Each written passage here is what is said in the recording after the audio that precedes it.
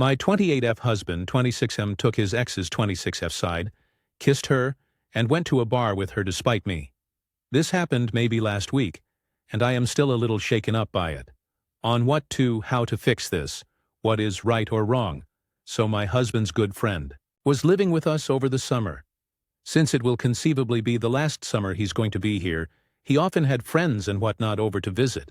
Well, the night before he left, friend invited over a ton of his friends and his sister, who also happens to be my husband's long-term ex-girlfriend. They were pretty serious, dated from when they were 15 to 19. She immediately starts acting like nothing has changed between them, like she's still his girlfriend, behaving cutely, asking him to do things for her, etc.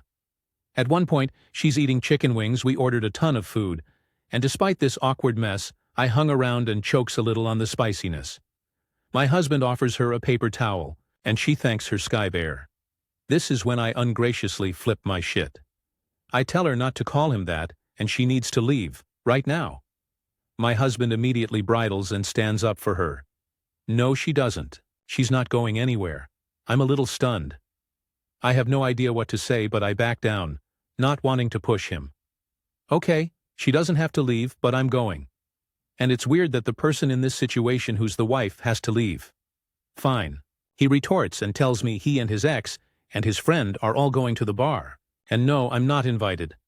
I leave and go to bed, but before they go, I go down to use the bathroom and see him and his ex kissing. Mortified, I run back to bed. He joins me about 3 hours later, well past midnight. I ask him why he's acting the way he has been, and he admitted he just didn't like me reacting so strongly against his ex, and my tone irked him. We fell asleep, and I have no idea what to say or do. Apparently my irrational bitchiness drove my husband to kiss his ex and go out with her to a bar for a few hours without me. Now what the fuck do I do?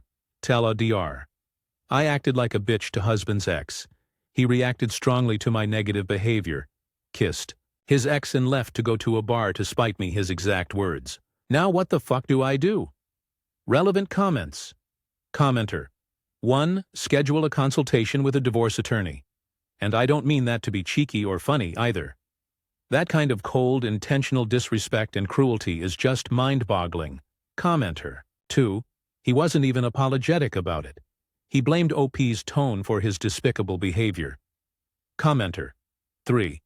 Apparently my irrational bitchiness drove my husband to kiss his ex and go out with her to a bar for a few hours without me. No, your husband being a shit person drove him to kiss his ex. You did absolutely nothing wrong. You're his priority, she isn't. His reaction to your being uncomfortable with how she acts around him is bizarre. He was more concerned about his ex than his own wife. Let that sink in for a moment. If I were in your place, I would leave. Why? Because the moment he sided with her plus kissed her meant he lost respect for you and your marriage. Who's to say this won't happen again? People don't just go around kissing their exes because their wife got mad at them. Commenter 4. Most men don't respond to their wife being rude to another woman by almost instantly making out with the other woman. I'd be pretty surprised if this was the first instance of inappropriate behavior between the two of them. Before we got to the kissing, I was going, oh well, maybe she didn't realize she was being overly flirty and inappropriate. You're right. You could have set some boundaries in a more low-key way. But hell, clearly she did realize exactly how girlfriendy she was being, and clearly your husband was on board with it. And he supposedly did it to spite you? I hope he doesn't feel like that mitigates his behavior at all. It's not cheating if you're doing it to piss off your spouse LOL rule. Commenter 5. I think you mean your ex kissed his ex. This guy is garbage. Divorce and go be happy and appreciated properly elsewhere. OP made 2 edits to the main post. I've placed it separately due to obvious reasons. Edit. Based on all of your reactions, it gave me the courage to confront my husband. I really don't know what to say. He was completely confused. He told me such an event never happened. He hasn't talked to his ex in years, much less kissed her, and he would never think inviting her over without consulting me would be okay. I texted his friend, and he didn't remember ever doing something like this, either inviting over a ton of people and sister. I even texted a person, invited over. He kind of laughed and said he hadn't been over to our house in months. I texted him the same time I was texting husband's friend, so there was no way for them to collude. I am so scared. Edit 2. My husband came home. He was scared when he say the mess I made. He thinks this is serious. He gave me a NyQuil, and I am getting ready for bed. I am going to bed. There's nothing more to say tonight. Good night. Thank you, goodbye. I am going to give him my phone. Relevant. Comments? Commenter 6. Wait, what? What's up with that edit? Either you just dreamt all this OP or they are gaslighting you. Either way, I'm confused. Reply, I don't know. I'm really scared right now. Commenter 7. Or, check the garbage for the old food containers. And how was the food paid for? If not cash, there's got to be a record of it somewhere. Reply, there's nothing there. There should have been a big mess from the party, but I can't find anything. I would have remembered cleaning up and feeling pissed about it, but there's nothing but normal garbage from the week. There's no extra dishes left places, there are no leftovers, and there was a ton of food, like 3 pizzas and 5 boxes of wings, plus someone brought Chinese, and there was a ton of soda, and now I can't find any of it. The paper towels aren't even out of place, they're full just like I left them. Oh Jesus, I am so fucking scared right now, I swear to God I'm not fucking crazy. I'm really not. Commenter 8, that edit is so weird. Either you're having a dream or everyone just play along with your husband's scheme. Reply, I don't understand, I'm really scared. Do you mean I dreamt the whole thing or I'm dreaming right now? I've been crying since my husband talked to me. I told him I need to sleep. I don't understand. Commenter 9. So since nobody is responding to the update, which shocked me more than the initial post, can you give me a bit more insight on this? Would you say that you dreamed this event or like really lived it? Is there a history of mental illness? Did anything like this ever happen to you or someone from your family? Reply, I may have dreamed it, since I can't remember my husband's friend mentioning inviting anyone over before the event, like asking us if it was okay, which he always did before, especially his sister, who has never come over before, or the one particular friend I texted because my husband and I don't get along with him. This sort of thing used to happen to my grandmother. I don't want it to happen to me. I don't want to tell my husband. It was probably all just a dream. I think I will ask my husband's friend at GF. She wasn't here, but he may have mentioned it to her.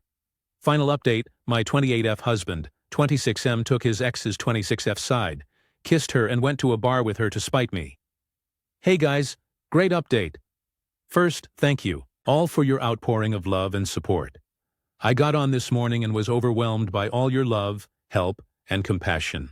You guys give me hope for humanity. And thanks to the a-hole who told me I was a crazy drama whore, that my husband should dump me and get a restraining order. So yesterday morning my husband took me to the doctors, who asked me a lot of the questions you guys did. No, I didn't hit my head recently. No, I don't take recreational drugs. However, I have been feeling ill lately. So the night I had the dream, I had taken NyQuil and Benadryl to help me sleep, and not drown in my own snot. Oh, and I also had a few hot toddies. So alcohol. Apparently, Benadryl has been known to cause weird reactions in perfectly normal people, such as vivid hallucinations or waking dreams. So instead of scheduling expensive tests, we chalked it up to weird drug interactions, was told to come back if anything similar happened, and to get a goddamn PCP. Husband took me home, and I slept. BTW, while I was freaking out and still hopped up on drugs, I did check the call records, and his ex's number wasn't on the call or text list. Edit. Yeah, guys, in retrospect, mixing 2 kinds of drugs that apparently never knew this, and thanks for telling me, because I wouldn't have known do the same thing was really damn stupid. I won't be doing it again. Also probably never taking acetaminophen either, judging from some of your comments, or alcohol. Also, I'm actually really relived, I'm not alone, in the whole mind trip thing. I'm sorry for anyone who experienced what I did and doubt their own reality. TL, Dr. NyQuil Benadryl, and alcohol should not be mixed as Benadryl is evil. Relevant comments. Commenter. 1. Thank goodness, I was hoping you would update. So glad it looks like nothing more serious than an alcohol reaction. When you are feeling better, don't forget to do something extra nice for your husband. It must have been scary and upsetting for him. Commenter 2. I've used Benadryl diphenhydramine as a sleep aid, and have had some crazy dreams. I think even sleepwalked a couple times. I've also heard that if you take a high enough dose, you can see some crazy shit while awake, but nothing that you'd want to see. Reply, I also sleepwalk just in general. About a week ago I woke up in my car about halfway to work. I was having a dream one of my charges was dying. I work with animals, and I had to go save her and give her medication. Commenter 3. I know it's a happy update, but please realize you got lucky. Make sure to stay off the alcohol when you take drugs of any kind, and don't take drugs after you've been drinking. It turned out fine this time, but you could have fucked up a lot of shit by doing this. Commenter 4. My husband once had a very, very bad allergic reaction, like throat closing up bad. I gave him 3 Benadryl, and then we went to the ER, where they gave him IV Benadryl. He became very paranoid and angry with me. Remembered conversions that didn't happen, heard voices calling his name in empty rooms. Looking back now, it's quite funny. At the time, not so much. Anyway, even over-the-counter meds can be dangerous. Please be safe out there. Stories number 2, my 30F. Sister 38F is suddenly mad at me because her daughter 7F likes the nickname I gave her more than her real name. Let me say from the beginning that I do not think I have a right to tell my sister how to parent. If she wants her kid to be called name A instead of name B, that's her decision, not mine. However, this situation is a little odd, and I'm not sure how to feel or how to proceed. I feel I should point out that I love my sister, but she is a narcissist. It was terrible to grow up with her, and she made our lives difficult until she finished college and moved out. Our family is well aware that she originally had a child to snag her husband, who is very passive and codependent, and to get attention. Although she definitely loves her daughter Jordan and takes decent care of her, my sister is not an empathetic person and isn't the most attentive mom, so her daughter has become attached to a few other people in the family. That seems to be how Jordan's emotional needs are met. For some reason, kids like me, and she has gotten very attached to me in particular. My mom says it's because I do things for her her parents don't usually do, like read to her and let her play with my makeup. Now, when Jordan was a baby, she could be very mischievous and goofy, so I would sometimes say, "Aren't you just a little Beelzebub?" At no point did this offend my sister or brother-in-law, even when my sister asked what Beelzebub meant, and I told her. When Jordan began taking, she'd repeat the word back as Beezy, and it stuck. From then on, she was my Beezy Beezy Boo. Beezy Wheezy has a sneezy, all of the ridiculous shit you say to toddlers. Then Jordan got a little older and went to kindergarten, and she started telling people to call her Beezy instead of Jordan. Again, nobody in the family had a problem with this. The teachers and other students all called her Beezy without issue. Jordan is finishing first grade, and we were having a little party to celebrate the summer last week. At the party, Jordan asked if she could out on some lip gloss, and I said, "Go ask your mom, Beezy." My sister suddenly snapped and started yelling at me to stop calling her daughter that ridiculous name, because I was calling her the devil, and all of the other kids make fun of her for it. Jordan got mad and said she didn't want to be called Jordan. She hated that name, and my sister told her that was her name, and that was what she was going to be called. Nobody in immediate earshot knew what to do then, so we all kind of sat around, uncomfortably, and ate our food. I later asked my sister why she didn't want me using a nickname for her daughter, especially since her daughter liked it a lot and felt it suited her. She came up with 2 excuses that I think are complete bullshit. It comes from Beelzebub, which means the devil. I would get this if my sister was really religious, but she's what I call conveniently religious. She doesn't go to church, has never read the Bible, and knows next to nothing about the religion. She just mentions God and Jesus whenever it's convenient for her, especially if she's trying to shame somebody. For instance, we had a fight about something completely unrelated, and suddenly I'm a terrible atheist who needs to find Jesus because I believe in evolution. My sister had 0 problems with this nickname until this moment. Also, she is now claiming she named Jordan for the River Jordan, but that's a complete lie. She got the name out of a book of baby names that just listed names by letter. Honestly, the only Bible stories she really knows are Noah's Ark, Exodus, and the virgin birth. The rest is just her parroting what other people say. The other kids are making fun of her for the stupid name. I know this isn't true because I work at the school my niece attends. We live in a diverse area, so the kids have names from a huge range of cultures and languages, and nobody bats an eye at Beezy. The teachers and other students have called her Beezy for 2 years now without issue. She is very popular at her school too, and gets along well with a lot of the other children. Really, I'm just not sure what to do or what to make of this. I can't force my niece to use her birth name, can I? And I get the feeling this isn't about the name but is more about my sister's possessiveness and jealousy. Tall. Doctor, I gave my niece Jordan a nickname Beezy when she was born. It stuck, and now lots of people call her that, and she likes it more than her birth name. My sister was fine with it until this last year. I'm not sure what to do since her daughter is the one who tells people to call her Beezy, and I think my sister is maybe more upset over my relationship with my niece. Update.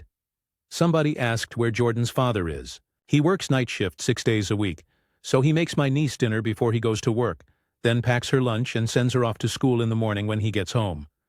They go to church with his family once or twice a month, and they like to garden together. I don't talk to him a lot because he's usually sleeping during the day, and I don't go to their house very much. This update is going to need some backstory that I should make clear from the start for a change. Jordan's father is black, and his family is very religious and very into representing their culture and heritage. The church does a lot of spirituals, and his family likes singing them at home too. Jordan loves them. Her favorite is Go Down, Moses. She also likes a lot of songs from old musicals we watch together, like Porgy and Bess and Showboat, that reference the struggles of slavery. When she was about 4 or 5, my sister realized she loved those songs and would always sing them, and she tried telling her husband that Jordan was not allowed to listen to that type of music, or watch movies about slavery or read books about it, because my sister wasn't raised that way. My brother-in-law is usually really passive, but this was one moment where he stood up to my sister and told her that their daughter is half black and can trace her heritage back to the plantations, so ignoring her heritage wasn't going to happen. My sister will regularly pick this fight with her husband when Jordan starts liking something from African American culture that my sister doesn't like. But if it's something my sister does like a Beyoncé song, no complaints. After my sister yelled at me at the picnic, it was last Saturday. I'm sorry I wasn't clear. I didn't watch Jordan for a few days, partly because I was busy, and partly because I thought I should give my sister some space. This was easy because it's summer, and I'm not taking Jordan home from school right now. She spent a lot of time with my mother and her other grandmother instead. Shortly after I posted my original post, I sent my sister a few text messages to see how she was doing and what she'd been up to, and she sent back, "Don't think I don't know what you're up. I haven't changed my mind about that stupid name. I told her that was fine, she was Jordan's mother and I'd respect her wishes." She sent another message saying, "Her name is Jordan, nothing else, because that's what I named her." That text becomes relevant later. Her other grandmother actually dropped Jordan off at my house this morning, and she said something like, "Hey Beezy, tell your aunt all about the bugs you found." I was so shocked to hear that name after it had been supposedly banned. My niece told me all about the grasshoppers she'd caught and everything, and then she ran to the back bedroom to get something. I asked her grandmother if my sister had spoken to her about her nickname and reminded her about the picnic, and she was like, "Oh, she was serious about that? That doesn't make sense. We've been calling her Beezy all week, right in front of her mom too." I asked her what my sister had been calling her, and she gave me a weird look and said, "Beezy and JP, like usual." Why, before she left, my sister's mother-in-law mentioned that my sister had yelled at her this past week too. Apparently, Mil and Jordan had been watching TV at my sister's house, and a black woman with cornrows came on screen. Jordan told her grandmother she loved her hair. Mil said her cousin could do her hair like that if she wanted. My sister got angry and said there was no way her hair was getting put in cornrows. Mill asked what was wrong, and my sister said she didn't know how to take care of cornrows, so it wasn't happening. Mill told her son, my sister's husband, used to have cornrows and knew all about them, and she could teach my sister about how to take care of them. Then my sister said, "Well, I don't like how they look." Jordan said, "Aunt Bebe has hair like that and she looks really pretty. Don't you think I'd look pretty?" Apparently my sister just said no, and don't you do her hair like that. It's hideous, you being the grandmother and her family. Jordan's grandmother said she didn't push the issue because she's not the girl's mother, but she knew it hurt Jordan's feelings, and she was pretty upset about it as well. As soon as Jordan's grandmother left, I texted my sister and said, "I'm only to call her Jordan, right? Right?" Well, fuck. I was furious. But a few users made a good point. Living with a narcissistic parent is never easy. My niece and I are close and I don't want our relationship cut off. So I need to pick my battles. So once Jordan was all played out and relaxed, I said, "Honey, we need to have a talk about your name. Mommy really wants me to call you Jordan, and I think it's important that we do what she says." My niece got really upset and said that wasn't fair. Her mom called her Beezy herself and everybody else did. All of her friends call her Beezy. The name is special to her. She loves fairies, and it's always reminded her of fairies that got me right in the gut. She hates the name Jordan. It was a real mess. So finally I said, "Well, what would happen if I stopped calling you Beezy?" She said names like that are magical and special. So if I stopped calling her Beezy, she wouldn't be special or magical anymore. I told her she's special no matter what, but she was still upset. I was scrambling for a minute and then I realized, well, if she wants her name to be magical, we can do that. I asked her if she wanted to make Jordan special too. When she eventually agreed, we listened to some of her favorite songs that mention the River Jordan, and I said, "See? Jordan is really special in these songs." That did the trick. She was thrilled. I think I heard Old Man River a dozen times, but it was worth it. Victory. I figured we were all done with this. I could safely call her Jordan. The battle was avoided. So on and so on. Of course not. An hour ago, I got a visit from a very pissed off sister. Apparently, Jordan told her mom all about the songs and how her name was special because of them, and now my sister is telling me I can't call her Jordan. I asked her why, and she said something like, she likes the name now because of those black people songs. I fucking hate that music. I said, I'm really sorry, but Jordan loves it, and it was the only way I could get her to accept me calling her Jordan instead of Beezy. She kept ranting on about how that was too bad. She hated that music. She wasn't raised with black culture, etc. At no point did she mention my niece's feelings. I finally asked her, if I can't call her the name she wants to be called, and I can't call her her birth name, what am I supposed to call her? And she just stared at me, completely blank, for I don't know how long, and then she said in a real nasty voice, just call her whatever you want then. 5 minutes later, she's totally calm and asking me to watch my niece again in a few days so she can go shopping. And by the way, she called her Beezy almost the whole time she was there. It was bizarre. I was a wreck about this comment at the picnic for almost a week, and now things seem much more clear.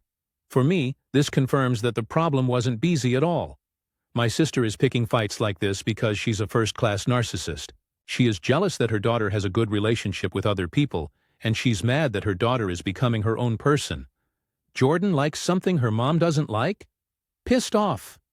Picking a fight with the adults around makes her feel like she's in control of Jordan again, but doesn't directly come off as abusing or yelling at her daughter. When I look back, this fits a real pattern of behavior for her. The good thing, I don't know what else to call it, is that my sister will rarely watch her daughter for more than one full day at a stretch before she gets frustrated or bored, so I know she won't cut me off. She depends on me too much for child care. I'm just going to try and be there for Jordan as much as I can, and I won't say it out loud, but when she turns 18, she's welcome to move in with me. She can move in with cornrows and a Beezy name tag while she sings Swing Low Sweet Chariot at the top of her fucking lungs.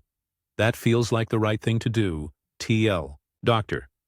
Jordan's grandmother revealed that everyone, including my sister, has been calling her Beezy and JP all week, without any problems. Got my niece to accept the name Jordan, and my sister picked a fight.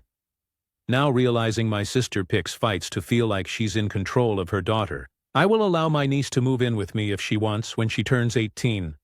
OP has another post that concerns the sister. And niece, my 31F sister. 39F is mad about my niece's 8F relationship with me again, but this time, I think she might have a legitimate grievance. The last time I posted on this throwaway, I got a lot of really great advice, so I thought I would come back. To make this as quick as possible, my sister is a narcissist and an aloof, but not outright abusive, mother to her niece. We call my niece Beezy. Her nickname was the source of my original issue, and I think reading those threads here and here might give some insight into my sister's personality and Beezy's home life. For the record, it has become very clear to me over this past year that my sister picks fights with me and uses my niece as collateral. She seems to do it for attention, to play the victim, and to assert her primacy as Beezy's parent. She doesn't actually care about what she picks fights about. The fight about niece's nickname, for example, quickly blew over when I came up with a solution, and the family wasn't willing to keep fighting over it. She has since picked several fights. I have always told her I would defer to her judgment as the parent, and she would almost immediately deflate and let it go because I wasn't taking the bait. This time, though, I think she might have a legitimate grievance, and I'm not sure how to approach it. Beezy went back to school last week. Today, when I was getting ready to leave our family's Labor Day picnic, my sister cornered me in the kitchen, furious. I asked her what was wrong. I guess Beezy's class was told to draw a picture of them with their two favorite people, then write a couple of sentences about the people in the picture. Most kids picked their parents, but Beezy drew me and one of her aunts on her dad's side. My sister said her sentences were things like, "I love my aunt and aunt so much because they let me play with their makeup," typical 8-year-old stuff. I thought it was really sweet, but I could tell my sister was mad, so I asked her why she was angry. She told me that she was really hurt that Beezy loved me and the other aunt more than her own parents, and she thinks it's because Beezy spends too much time with us, and we spoil her. I was kind of shocked, so I just asked her if Beezy knew she was upset. She said no, she had just told her daughter that it was a very pretty picture, then put it away in her bedroom. Then she told me she was reconsidering having Beezy spend so much time with us alone. Then she stormed out of the kitchen and left the party before I could say anything. I'm not sure what to do. On the one hand, I think she's being silly. Lots of kids drew their parents, but some kids drew their friends or their grandparents or their siblings. One kid actually drew his cats. And she's 8. I'm not saying she can't love deeply, but she's just a child. Her sentences apparently said stuff like, "They let me play with their makeup, it's not very deep stuff." On the other hand, I can understand feeling hurt that your child wouldn't draw you when so many other kids drew their parents. And she at least held it together when my niece brought the picture home and showed it to her. She's a difficult person and not the best parent, but I can kind of see why she'd be hurt. I'm part terrified she'll never let me spend time with my niece now. Part sure she won't do it because she needs my babysitting services too much to cut me out.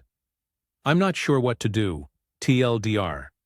My niece had to draw a picture of her favorite people, and she picked me and another aunt instead of her parents. My sister is a narcissist and not the most loving parent, and she likes to pick fights, but I think she might have a legitimate grievance here, and I'm not sure how to proceed. Stories. Number 3, AITA for suggesting my sister let her husband take the kids on vacation. I'm 27M, really curious what people think in this situation. My sister, 40F, and her husband, 41M, have 2 kids, 9M and 7M. Her husband is in finance, she works for fun for a family friend, so very flexible. I ran into her husband at Costco and we were talking about how it was summer and what the kids were doing now that they weren't in school. He said they were going to camp. I asked if they were going away anywhere, and he said no because my sister wouldn't take time off of work and wouldn't let him take the boys without her. He was talking about how much he wants to travel with them, and how frustrating it is that my sister won't even take a few days off for a long weekend. A little while later, I had a similar conversation with my sister. I asked about summer plans and she said they didn't really have any because she is working. I asked if taking time off would really be a big deal. She said not really, but she just doesn't want to. I said, what about letting your husband take them? I asked this because I didn't fully believe her husband. He's a great guy but really likes when people feel badly for him. He always has some woe is me type of shit going on. She said he wasn't allowed to do that and make those type of memories without her. I think that's an awful thing to do to the children and her husband. Everyone in that family except for her wants to travel. It's fine if she doesn't want to do it, but I don't think she should be stopping them. I gently told her maybe you could reconsider letting husband and the boys go without you so that they can experience the things they want to do. She freaked out and started screaming about how no one is ever on her side and how her husband and our mom are narcissists and how I'm going to be one too. It was wild. I apologized and said it was none of my business anyway. We watched some TV and then I went home. Comments. Commenter. 1. No one is ever on her side and how her husband and our mom are narcissists. Oh, sounds like other stuff might be going on. Reply. I can't speak to her husband, but I don't know if she's correct about my mom. We have a large age gap, so things may have been different for her growing up, but my sister was always the favorite. Right now, their conflicts are about how my sister never calls or brings the boys over. They live maybe 15 minutes away. My sister said that since our mom is the mother, she should be the one initiating and reaching out for those things. Commenter 2 NTA. Tell her that her kids are old enough to remember that daddy wanted to take them places, and mommy refused because she preferred working over spending time and making memories with them. You should really show her this post and let her read the comments. Commenter 3 OK. Something else is obviously going on. I know people who enjoy traveling, people that hate it, but this seems different. I would stay out of it. Reply. Oh, I'm definitely not bringing this up again. If either of them say something, I'll just make non-committal grunting noises. Commenter 4. She freaked out and started screaming about how no one is ever on her side, and how her husband and our mom are narcissists, and how I'm going to be one too. The words pot, kettle, and black come to mind. She might like to consider that her children will remember she prevented them from making good memories in their childhood, all because she selfishly didn't want to take time off in the summer. This has the potential to be a formative memory for them that they will hold on to even as adults. Update. AITA for suggesting my sister let her husband take the kids on vacation. I posted a few weeks ago about my sister who won't take time off of work to go on vacation with her husband because she doesn't want them to have those memories without her. Well, some interesting developments have happened, and this will be long background. My sister works, but it's unpaid and part-time. She helps out a family friend on their farm. This family friend has farm hands for manual labor. I don't care. My sister's day-to-day tasks, but she's described herself as being the emotional support human to the animals. She started this job in 2021 after being a SHM for around 6 years. She has a law degree but never practiced. Her husband has a high-paying position at one of the Big Four. I promise all of this is relevant. I came back from a short trip and brought some souvenirs for my nephews. I swung by their house Wednesday to drop them off. My Bill and I chatted for a bit, mostly about my trip. He started talking about how he is going on a work trip and wishes my sister would go with him, but that she won't take off of work. I'm just nodding and saying things like, oh, interesting and very non-committal because I'm not looking involved. Again. Then he starts telling me about her new hobby that she's picked up because of work. Horseback riding. She wants a horse. She is traveling to Europe in a few weeks with the family friend to buy a horse. Apparently all the best horses come from Europe. She's never expressed any interest in this before, but I guess she's a horse girl. Now, he said it's going to cost at least $40,000 to import this horse. I'm absolutely dumbfounded by this. She won't travel with her husband and kids. She won't let him travel with the kids. But she'll go off to Europe to buy a horse. Somehow my BIL is cool with bankrolling this. $40,000 is what most people make in a year. I'm not poor, but damn, I can't imagine spending that much money on anything other than a car, house, or medical bills. Then my BIL starts telling me about how he wanted to take the kids somewhere while she's in Europe, but she basically said no. He had also suggested turning this into a family trip. They could all go, she could pick out a horse, and then explore a bit. She nixed that too, saying that she didn't want to have to worry about the kids while traveling. It would complicate the trip, and the kids might spook the horses. So he suggested meeting there once she picked out a horse, and they could stay there longer. She declined that too, saying she would have to miss work. My BIL was clearly frustrated and upset. I said maybe therapy would help, but he said they're already in therapy. There was a family get-together today, and my sister was excitedly telling us about her upcoming trip and the horses she's planning to look at. My mom asked her how her husband felt about all this, and my sister said, I've decided to stop taking his feelings into account. My mom then pointed out that that probably isn't a good attitude to have towards your husband, especially when he pays for everything she wants. My sister said this was something she needed because she's so overwhelmed and stressed these days. My mom did not react well to this. She raised her voice at my sister. She told her I have no idea what you have to be stressed about. Your husband pays for a housekeeper, he pays for a nanny. You don't need to worry about money. Your work isn't mentally or physically taxing. Your husband is an active father who pulls his weight. All I ever hear from you is complaints about how hard your life is. My sister got pissed and they were both yelling over each other. Thank God the kids were playing with their dad outside because my sister started saying how she regrets having children and that they've ruined her life. I was shocked because her kids are smart, funny, well-behaved, mostly self-sufficient, and, overall just great kids. I also don't understand why she would oppose her husband traveling with just the kids if she regretted them. Wouldn't that give her time away from them?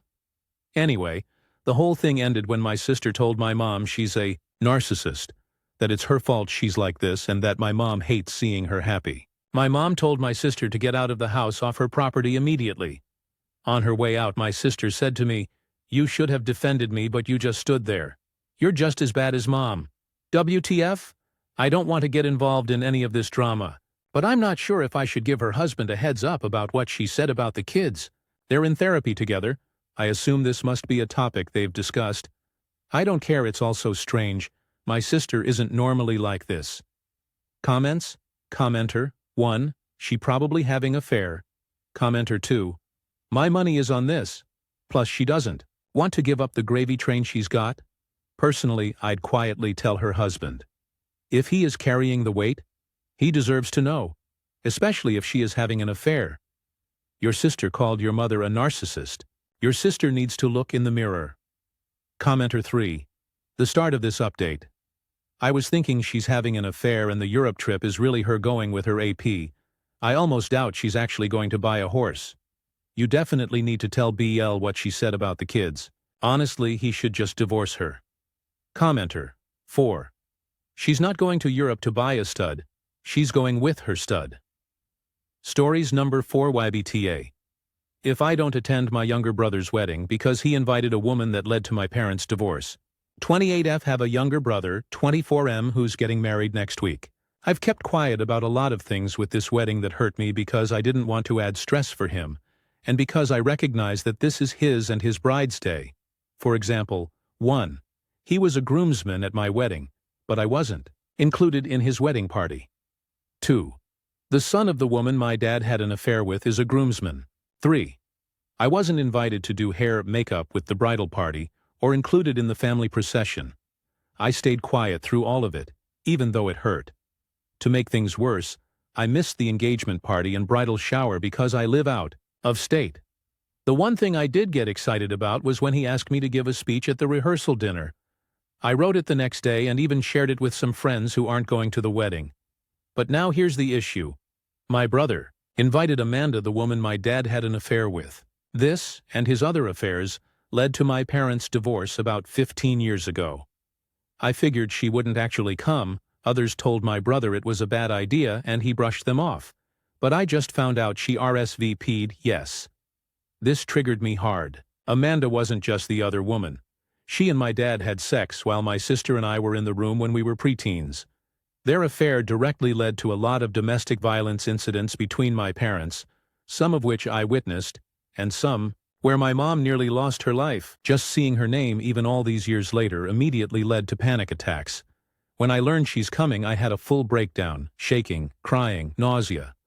When I told my brother, he said I should get over it. That there'll be 200 people there and I won't even sit near her. My SIL said it was a long time ago. How are you not over it? My mom, who does not want Amanda there but who loves my brother so much that she is willing to go along with Amanda's invite, told me to keep the peace and go. My dad is ignoring me after I told him this is his fault and asked him to fix it. I honestly don't think I can attend. I'm afraid I'll have a panic attack and cause a scene if I see her.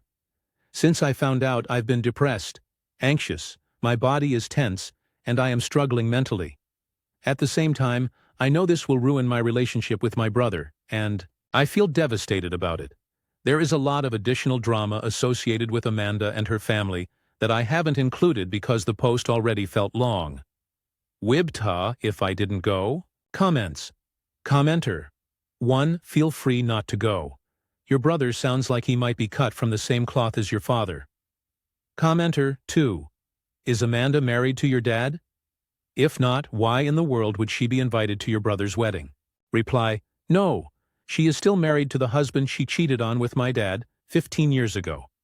This is all very messy, small-town drama. The reason she is invited is because her son is a groomsman, let's call him Cade, and his girlfriend is a bridesmaid, and my future SIL's best friend, let's call her Abby.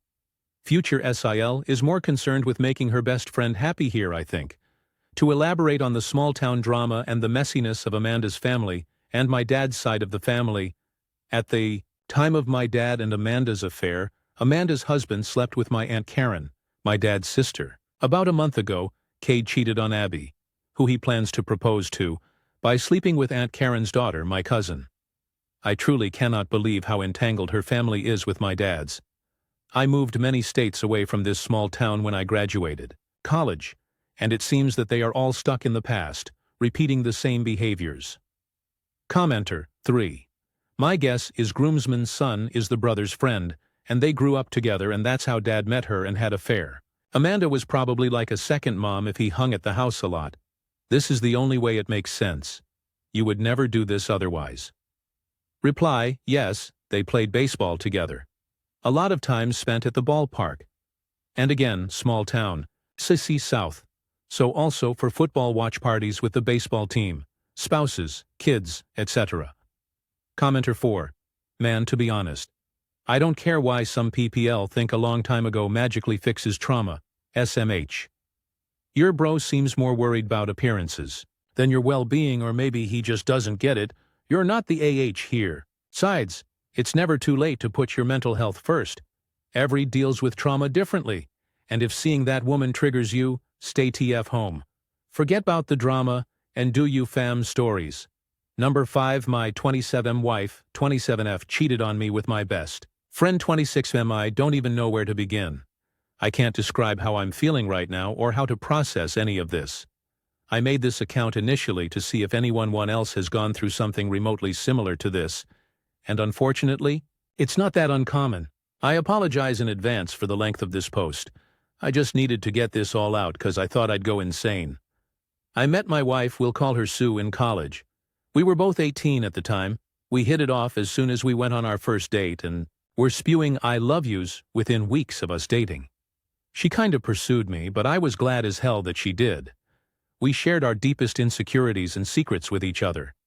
And when her dad passed away in her senior year of college, I was there for her through the whole ordeal. Her father had pancreatic cancer, and when he was hospitalized, I'd spend nights at the hospital with her so she wouldn't be alone.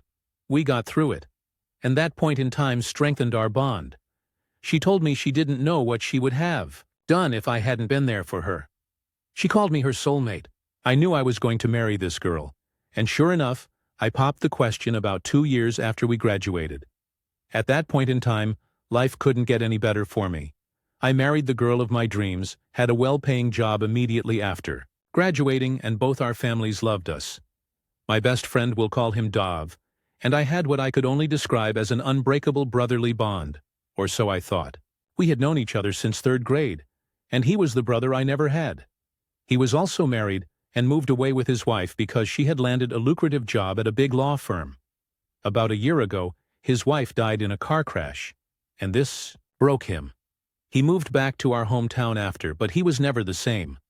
I tried to be there for him, but he wouldn't engage with anyone. No one understood the pain he was going through, so I asked my wife if she could talk to him, seeing as she had also lost a loved one and that maybe Dav could relate better with someone who went through something similar. Yes, I know now that this was a huge mistake. We'd pay him visits daily. She would spend hours on end at his place, even without me there. They were going on hikes together, watching movies and not inviting me, grabbing lunch, all things couples do. Now obviously this was far more interaction than I had intended for them to have, and it did make me uncomfortable, but Dav was doing much better from it. It's important to say that Dav and Sue never liked each other before all this happened. This is because Sue always thought he was a douche. Before he married his wife, Dave was bouncing from relationship to relationship, and even after he got with his deceased wife, he constantly cheated on her. As a result, Sue had a particular dislike for him and always questioned how I could be friends with someone with such low morals. This disdain for Chris is also what made me oblivious to what was to come. As I mentioned, Sue and Dav became inseparable, to the point where she would invite him to things I had planned for us as a couple. Moreover, she started portraying characteristics of what I now know to be classic cheater behavior. Always on her phone, becoming increasingly distant, little to no intimacy, and coming home very late. At this point it was all too suspicious, and one day she was texting, and I asked who she was talking to. She said it was one of her girlfriends, and when I asked to see what they were saying, she became very irritated and called me possessive. When I talked to Dave about how uncomfortable their friendship was making me, he assured me nothing was up, and even accused me of not trusting him and my own wife. I was getting gaslit. This continued until one day Sue went out again. She said she was going to her sister's for the weekend because she needed some space from me because I was driving her crazy with my accusations. I was still very suspicious and called her sister to confirm if she was indeed expecting Sue to visit. She confirmed that she was, but that Sue had not yet arrived. Mind you, she had left around 3 p.m., and her sister's place is about 4 hours away from where we live. It was now 10 p.m. Something in the back of my head told me to go to my friend's house, so I did. Sure enough, my wife's car is parked a couple of feet away from my friend's house. At this point, it was clear as day as to what was going on, and I hate to admit it, but I cried. Hard. After a few minutes, I decided to go in and see if this is really what was happening. I went in through the back door, which I knew would be open. I quietly made my way in, and I could hear my wife moaning. I was shaking. When I made it to the door of his bedroom, I could see through the creak. My wife, bent over on his nightstand. I'll never get that image out of my head. I'm literally crying as I'm writing this down. I pushed the door wide open, and they both froze, staring at me. It took every ounce of my being not to beat the living hell out of Dev. I just walked away and got into my car. I could hear them scrambling, and my wife started screaming at me to stop and that she can explain. I didn't want to look at her. I don't know what I would have done, so I just drove away. I cried the entire drive home, and they were both spamming me with calls. I went to one of my college friends and have been here the past week or so. I can't eat, I can't sleep, and I can't think of anything else. I informed my work of what was going on, and they were kind enough to give me time off. I've been getting phone calls from both Dav and Sue, as well as both our families. I let my family know I was all right and would be back soon, but I haven't responded to anyone else ever since. This hurts so bad. I want to die. I want to be gone from this world, but I'm too much of a coward to do it myself.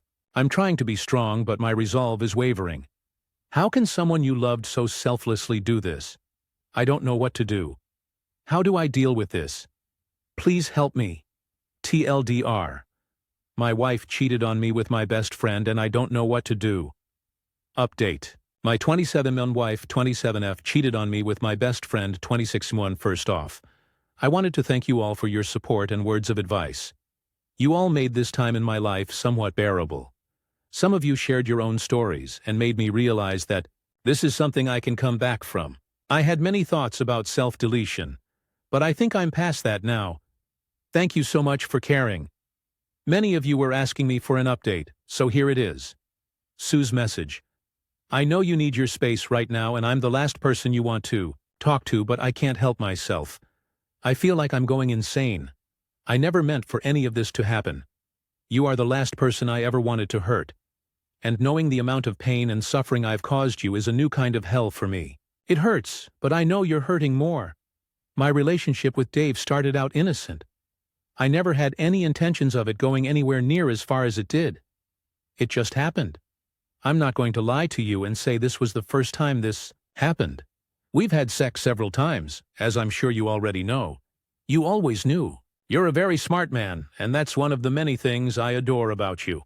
However, my relationship with Dave only turned physical about a week before you found out. The rest of the time it was only emotional. We connected on a much deeper level than I had intended, and things just escalated from there. I know you brought us closer with all the right intentions. You are the most caring person I have ever known. And I don't even know where to begin describing how sorry I am for what I did to you. I will never forget the hurt I saw in your eyes when you found out. and I'm going to live with that guilt the rest of my life. I have feelings for Dave that I won't deny, but those feelings are nowhere near as strong as the feelings I have for you. I love you so much, my soulmate, my everything. I know my actions would say otherwise, but it's the truth. Don't ever question my love for you. It's real. That part of our relationship has always been real. I don't know why I did it. I think it was the excitement of something new, and the taboo of the whole situation, as cold as it sounds. I'm not trying to hurt you when I say it. I'm just trying to be honest. I genuinely don't know why I would do something like this to you of all people. I'm a vile, selfish person. That I can't deny. I did something unforgivable, and I can only ask for forgiveness. That's how selfish I am. I'm a hypocrite, and I know it. You have every right to hate me, and no one can blame you for it. But I wanted to let you know that what I did had nothing to do with you. It wasn't your fault at all. Dave and I took advantage of your kindness, and for that, I am sorry. I really am. He is too. There are so many things I want to say to you, but they have to be said in person. Take as much time as you want, but please, I'm begging you, give me the chance to make this right. Please come home. I love you. I don't know what to make of that. There are many more of those kinds of emails, but I wanted to share that one because it left me confused. I definitely don't know the person I married. What do you guys make of it? As many of you guys suggested, as well as family and friends, I contacted a lawyer and met up with her yesterday. I gave her all the details, and she seems to be very motivated to help me come out of this as financially whole as possible, given the circumstances. I still love my wife dearly, but I don't know if this is something I can get over.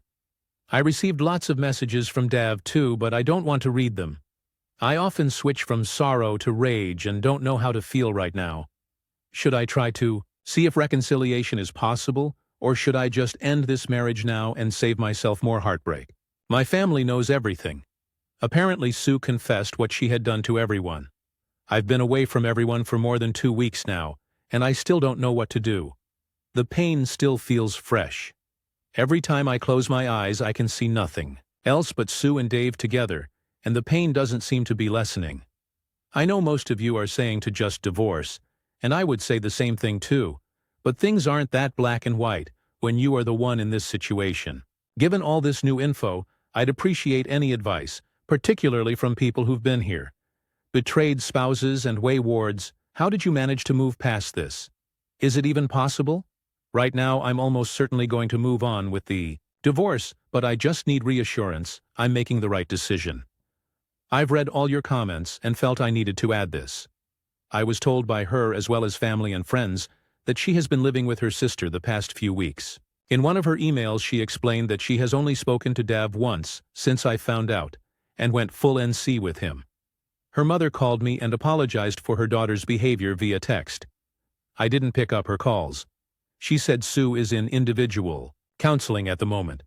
In another one of her emails, she said she was never going to leave me for Dav. She has feelings for him, but she doesn't love him, huh?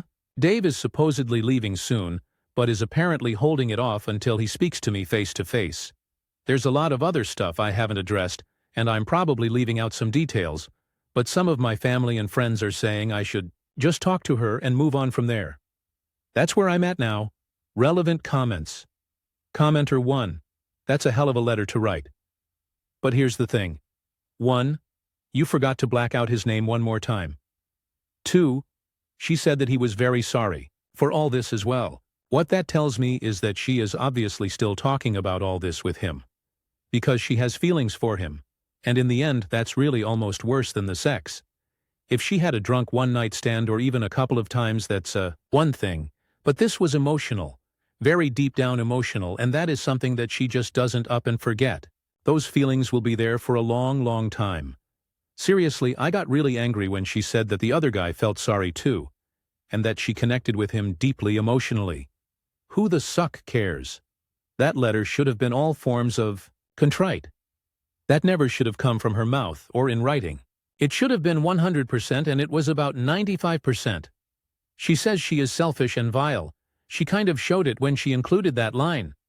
I mean, seriously, it's one thing to say is that I screwed up, and I want to do anything to help you trust her again.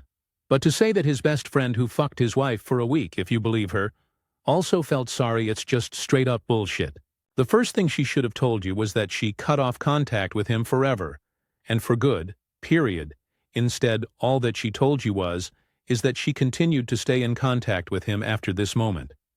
If she really is trying to be honest, ask her if she was with him, or spent time with him, or slept with him in the 2 weeks since this happened. Call her to swear up on her life to tell you the truth. If she did any of that during those 2 weeks' walk and never talked to her again.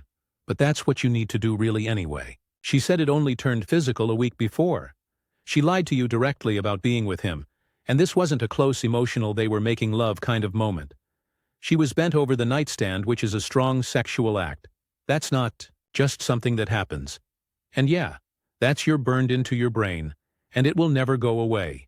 Take my advice as someone who's been cheated on. It will never ever go away. And you have an image that will never ever go away as well. The next time you think about having sex with her in some way like that, you will flashback and relive it all again, and know that this was something she wanted with another person while she was supposedly your soulmate. It was never going to stop. And quite likely it would have ended up with her leaving you for him. Ask her those questions, if that's the way she saw it going. Lots of people can make things work. I'm sorry, my friend. I don't see how this can. Reply, thank you for your advice. I'm slowly coming to the realization that our relationship is probably over. It's just hard to accept it given everything I put into this relationship. Only less than a month ago, her and I were laying in bed planning on finally starting a family. It just sucks. Commenter 2, wait a second. So this AH who used to say he was your friend is refusing to leave the house you so nicely let him crash in until you come and speak to him? I am guessing so this is completely to alleviate his guilt. Tell him to leave, or you will call the cops. I mean, how is he even trying to defend himself in the texts? Your wife still had contact with him at least once after. Sounds like she is paving the way to get with him once your divorce is finalized. Reply, he isn't in my house. He has his own place. He is planning on moving to another state, I don't know where. My STBXW sent me their entire text history. Every single one. At least, she says it is. The day she says was the last time she was telling him that they can't see each other anymore, and that it would be the last time they would ever speak. But again, that's what she said. Who knows what's really going on? Commenter 3. Am I the only one having trouble feeling bad for OP? It was, oh, that's just Dave when he watched his buddy cheat all the time. Now you're hurt that he fucked your wife? You were an idiot to tell your wife to spend time with a player? You were a coward to stand by while your friend betrayed his partners, and now you're being both stupid and cowardly considering reconciliation. Reply, I don't know what type of relationships or friendships you've had, but I don't think me trusting my wife is stupid. Of course I tried talking to Dave about his cheating. We had been in countless fights over it. Some even physical. It's because of this that I thought I would be the last person he wanted to talk to concerning his wife passing away. By the way, she was drunk the night she died after she had caught him cheating yet again. Update 2. My 27M wife. 27F cheated on me with my best friend 26. So I took some time off of Reddit and other social media to reflect on my marriage and the steps I was going to take moving forward. I was getting lots of advice from the kind people on here as well as family and friends. However, I wasn't sure what I really wanted. A lot has happened since then, so this might be a novel. Bear with me. When I looked back on the marriage, most of it was filled with little else but happy memories, which is why I was trying so hard to find a reason to stay.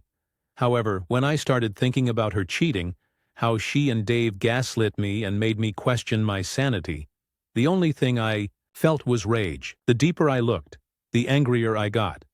I will never forget how angry Sue would get when I questioned her on where she'd been when she came home late, or the disgusted look Dave gave me when I asked him, man to man, if there was anything going on between him and my wife. The cheating was bad enough, and even worse was that it was with my best friend. But the gaslighting, the fucking gaslighting. I will never get over it. Fair enough, I was played like the fool I was, but it takes a special kind of person to lie so effortlessly and so well. I don't know how they were able to flip the switch like that. I remember one night when she came home late, About 2 days before I found out. She was telling me how much she loved me and how horny she was when she was driving home thinking about me. Now I am almost certain she had come home from Dave's because she wasn't wearing any panties. She had sex with both of us back to back. I fucking kissed her. This whole situation made me feel like a wimp. How could I have let them walk all over me like that? I feel so emasculated. The more I reflected, the more I got the urge to head over to Dave's, but I couldn't. There is no justice for me, not with our justice system. They get to torment me, assault me mentally, but if I retaliate, I'm the one who gets put in jail for who knows how long. I spoke with my lawyer about this, and she urged me not to do anything stupid. Not only would I go to jail, but I would jeopardize my chances in the divorce proceedings. She suggested I see a therapist, but I don't want to. I don't see the need. I was still getting spammed with emails from Sue, and they were just making me angrier. She was still spewing the same nonsense as before, and how miserable her life would be without me. She even had the nerve to send me Bible verses on forgiveness. If I mattered that much, why do it? I started going to work again because I wanted to be busy. Being distracted has really helped me cope better, and I don't drink as much as I was at the beginning. One day while at work I received a letter from Sue. I wanted to just throw it away but decided to read it. In it, she talked about her individual counseling and how it helped her discover some underlying issues she was having with herself. The biggest of all being her low self-esteem. She explained that the discrepancy in our attractiveness made her very self-aware and that deep down she wanted to feel desired by someone other than me. According to her, her sister has always been much prettier than her, and this contributed to her low self-esteem. She said that even though she knew I was attracted to her and that I made her feel beautiful, she sought that validation from someone else. She apologized again and said it wasn't an excuse, but that she was simply looking for a way to make sure it never happens again, if should I decide to give her another chance. She then proceeded to ask if we could try marriage counseling, to work things out. I still didn't respond to anything she or her family sent me at this point, so I just ignored it. Anyway, I started the divorce proceedings, and the first order of business was splitting our finances, and unfortunately, I couldn't untangle myself from her without her consent.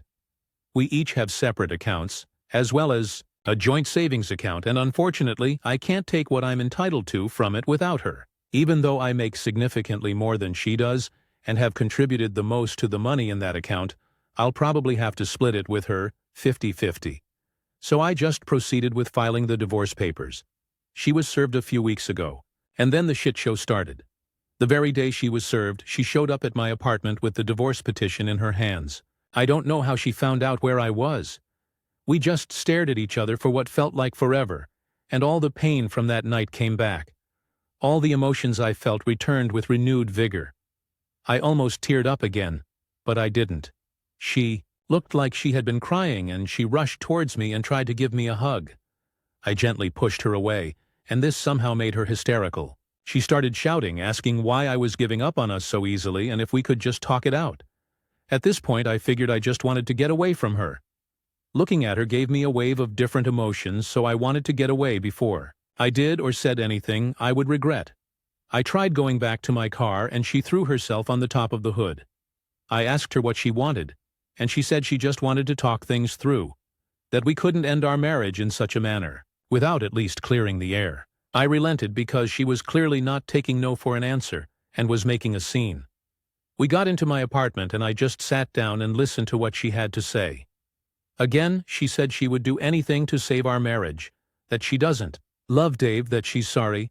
She said she did some research on how we can move forward and suggested a trial separation. In this separation, she said I could date whoever I wanted, but that I should hold off on the divorce, and at the very least give her the chance to mend our friendship, and then our relationship as husband and wife.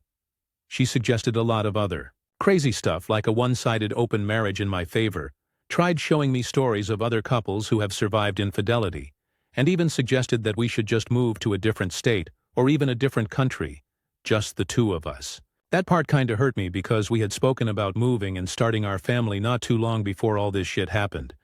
When she was done, we just sat there in silence, again just staring at each other. And then I asked her why. Why him? Why cheat on me with him and then come back only after I caught her? She started sobbing really hard when I asked these questions. She said she felt really guilty even during the acts, but that she didn't know how to stop. That she was so deep in the affair that he didn't think of the consequences and what she was going to lose. She said that the counseling made her realize that she probably would have cheated on me at some point, if not with Dave, then with someone else. This was supposedly because of the same underlying issues that she was unaware of. I asked her if she loved Dave, and she promised me she didn't love him, that they haven't spoken since I left, and that she doesn't even know where he is now. That she loved only me and would do anything to make up for what she has done to us. I asked her if she had ever cheated on me before all of this, and she swore on her dead father that this was the first and last time. I asked her who else knew about her and Dave. She hesitated and said only her sister, but that she only knew about it a few days before I found out, and that she implored her to end it and come clean to me. You guys who suggested that the sister knew were spot on. I also asked her why she was begging, why she didn't just leave to be with Dave.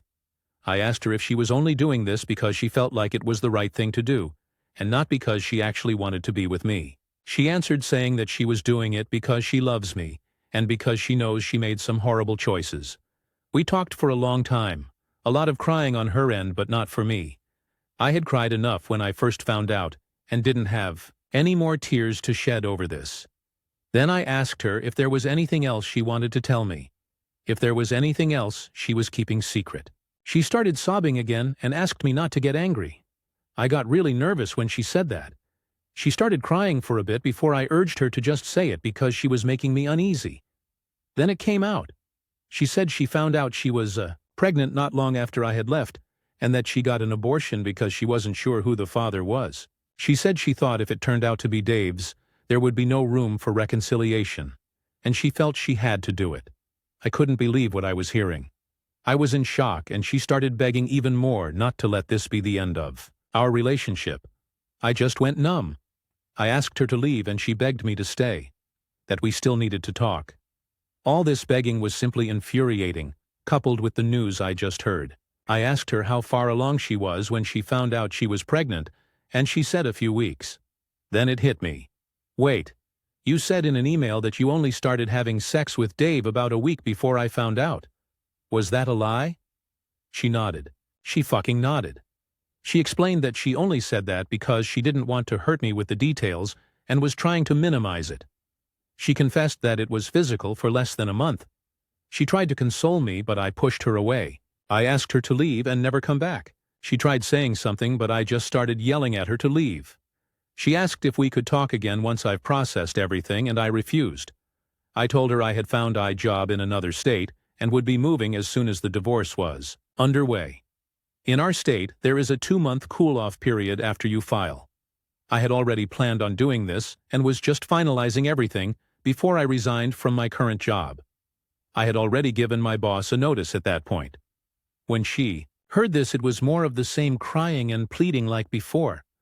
I told her to leave, or I would call the police. She reluctantly left, and I just lay on the floor wondering where I went wrong.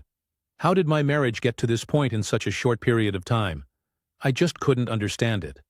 I was somewhat sure of the divorce before, but after she and I spoke, I was now more sure of my decision than ever before. I ignored all efforts on Sue's end for contact again. However, a few days ago, this was on Thursday, I received a phone call from my mom that Sue was in the hospital. Apparently, she was hospitalized for a drug overdose. This all felt like a nightmare. I still don't know how to process all of this. Why is all of this happening? I visited Sue in the hospital and she seemed to be okay, but she was checked into a psych ward.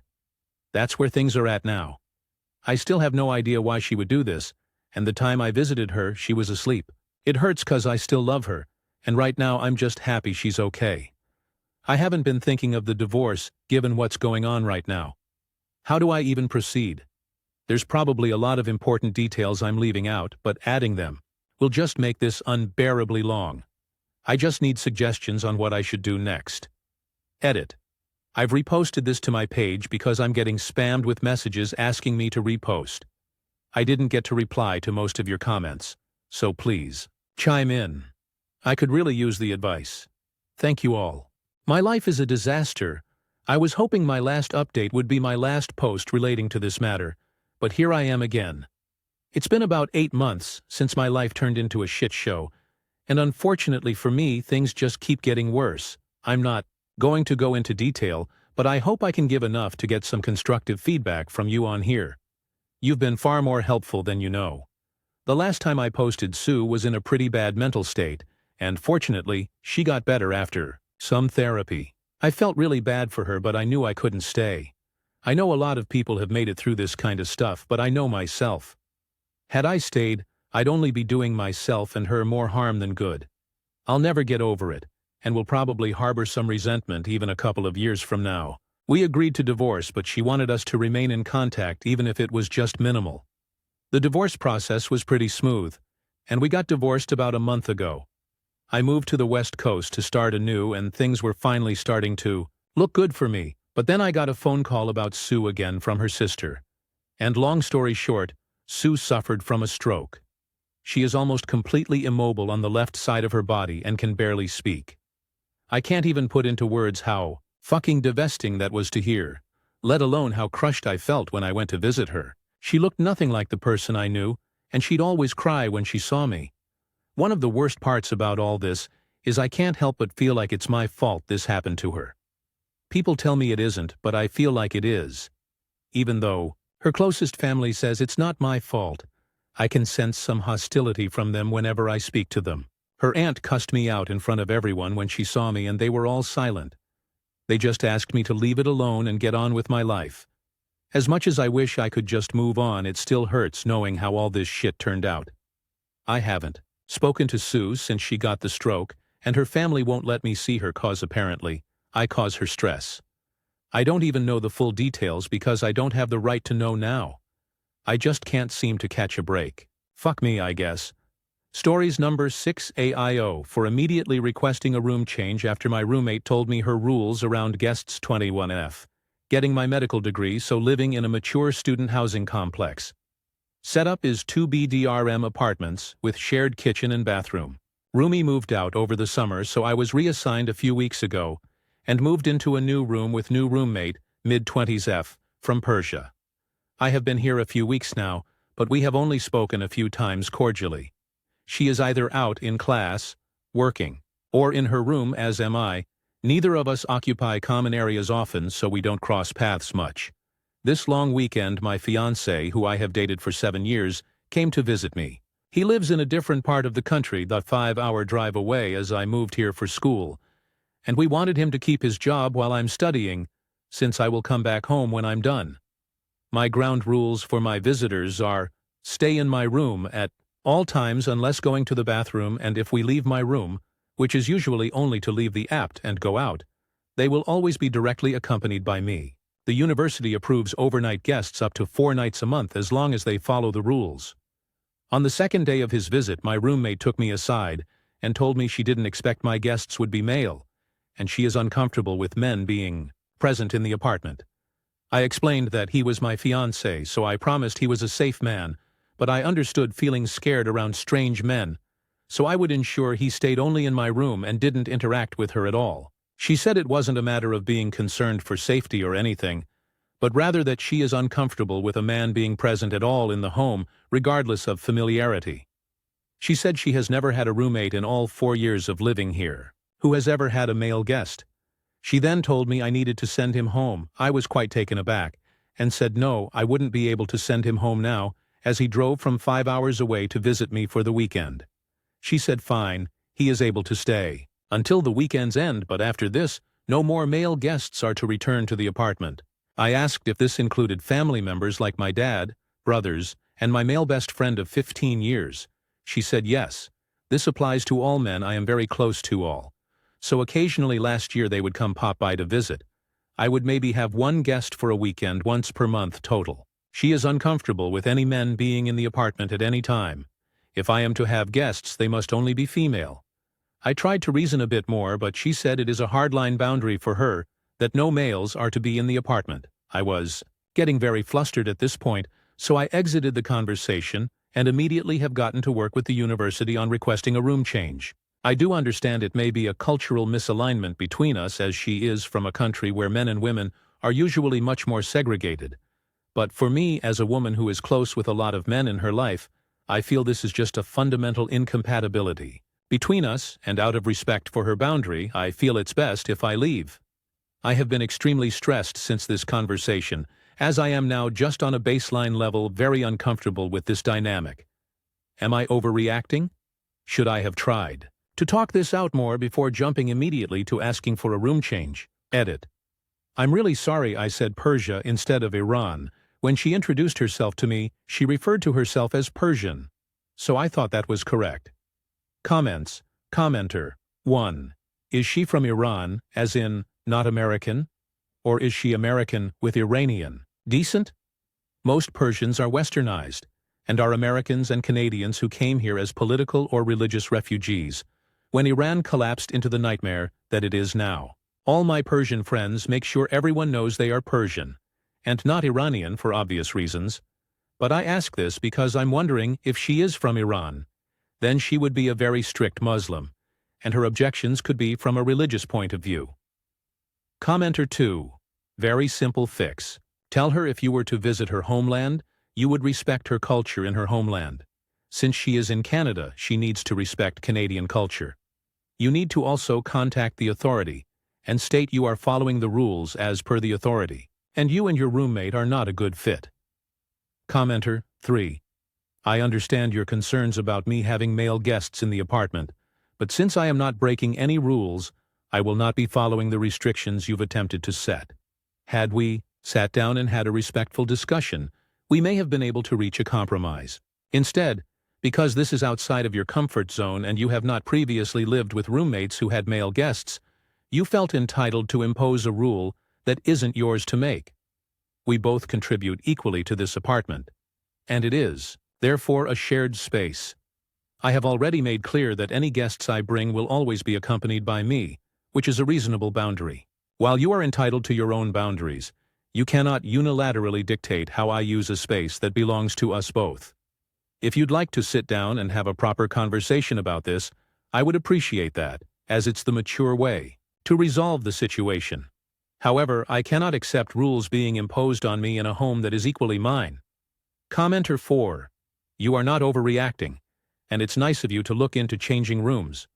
A boundary is for her, not for you, and she has no right to control what you do as long as it aligns with the university rules. The university should be doing a better job of matching people who have similar preferences in these areas, because she is not in the wrong for not wanting men there, and you are not in the wrong for having men there. Unfortunately for the roommate, it's allowed by the university. I think it's very respectful of you to request a different room, since you don't have to. As it's the roommate with the boundary, it should be her making the request. Stories number 7. My neighbor called me selfish for refusing to babysit her kids. I live in a small apartment complex where most of us know each other. It's usually a friendly place, and until recently I had no issues with anyone here. A couple with 2 kids moved in next door about a year ago, and we've been on good terms, just casual small talk, helping each other with packages, nothing more. Last weekend, the mom knocked on my door and asked if I could watch her kids just for an hour while she ran an errand. I hesitated but agreed because I didn't want to seem rude. That 1 hour turned into nearly 4 hours before she came back. I didn't complain, but I decided I wouldn't do it again. Yesterday, she came by again and asked if I could watch her kids while she grabbed a few things from the store. I politely told her I was busy and couldn't help this time. She immediately seemed frustrated and said, "You don't even have kids, you have so much free time.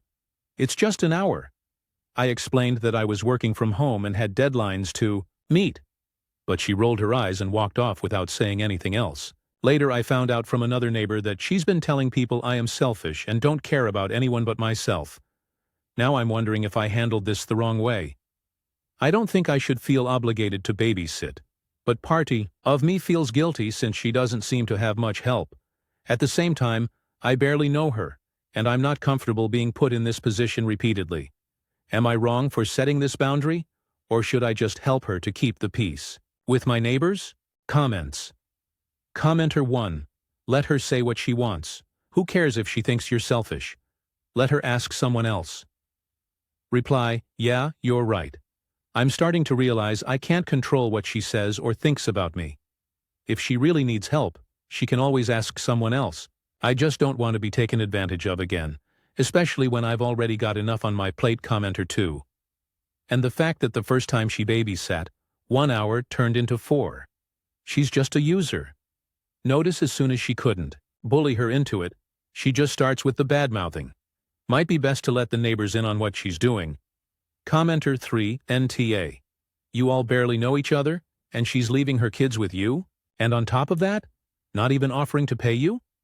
Nah, like you said, you WFH and got deadlines. Tell her to find a daycare. Reply, exactly. That's what I was thinking too. I wouldn't mind helping occasionally, but we barely know each other, and she's expecting free babysitting like it's my responsibility. I really do have work deadlines to meet, so it's not something I can keep doing. A daycare or finding someone she actually trusts long-term would make a lot more sense. Stories. Number 8, Aita for not letting my mom take my toddler to church even. Though she insists it's what good grandparents do. I, 28F, have a 2-year-old daughter with my husband. Neither of us are religious. We're not hostile about it, just not interested. My mom, on the other hand, is very active in her church, and has been hinting for months that she wants to start taking our daughter with her on Sundays. At first I brushed it off as wishful thinking. But last week, she straight up told me she plans to pick up her granddaughter for church every Sunday morning. I told her no, that's not happening. She got upset and said, I'm depriving my child of faith, and that it's a grandparent's job to pass down values. When I told her again that our daughter won't be going to church unless we decide otherwise, she called me controlling and said, I'm disrespecting her role as a grandmother. Now she's guilt-tripping me, saying I'm cutting her out of our child's life.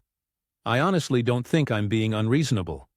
I want my mom in my kid's life, but I don't want her taking my toddler to church behind my back. Still, part of me wonders if I came off too harsh and should have just let her have her moment. Comments. Commenter. Con NTA.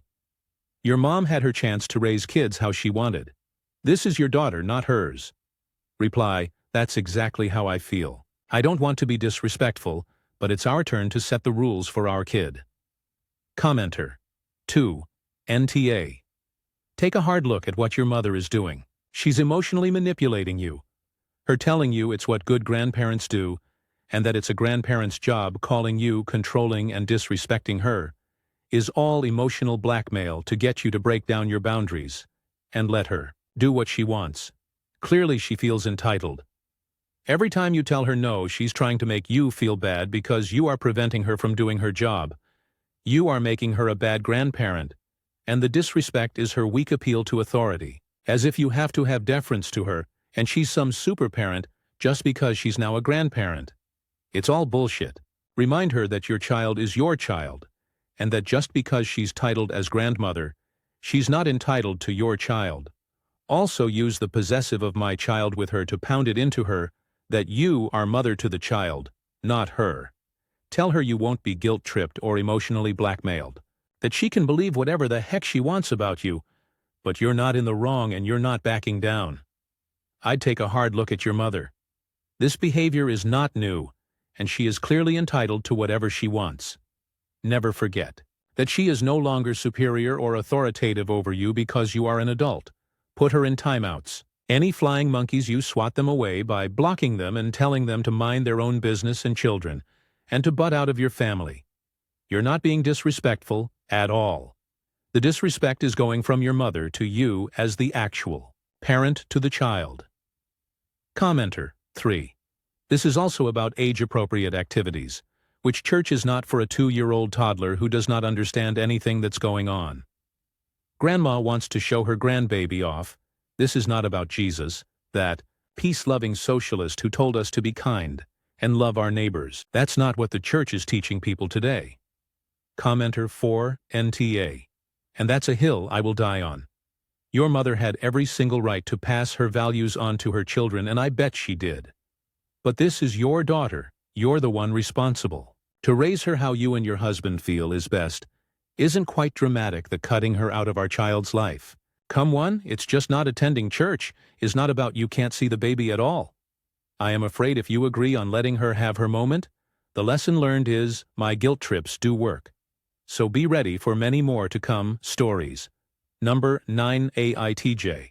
For snapping at a guy in Starbucks after he humiliated the barista in front of everyone? This happened a couple of days ago and I'm still pissed about it. I was in Starbucks waiting for my coffee. It was busy, morning rush, and the staff were clearly slammed.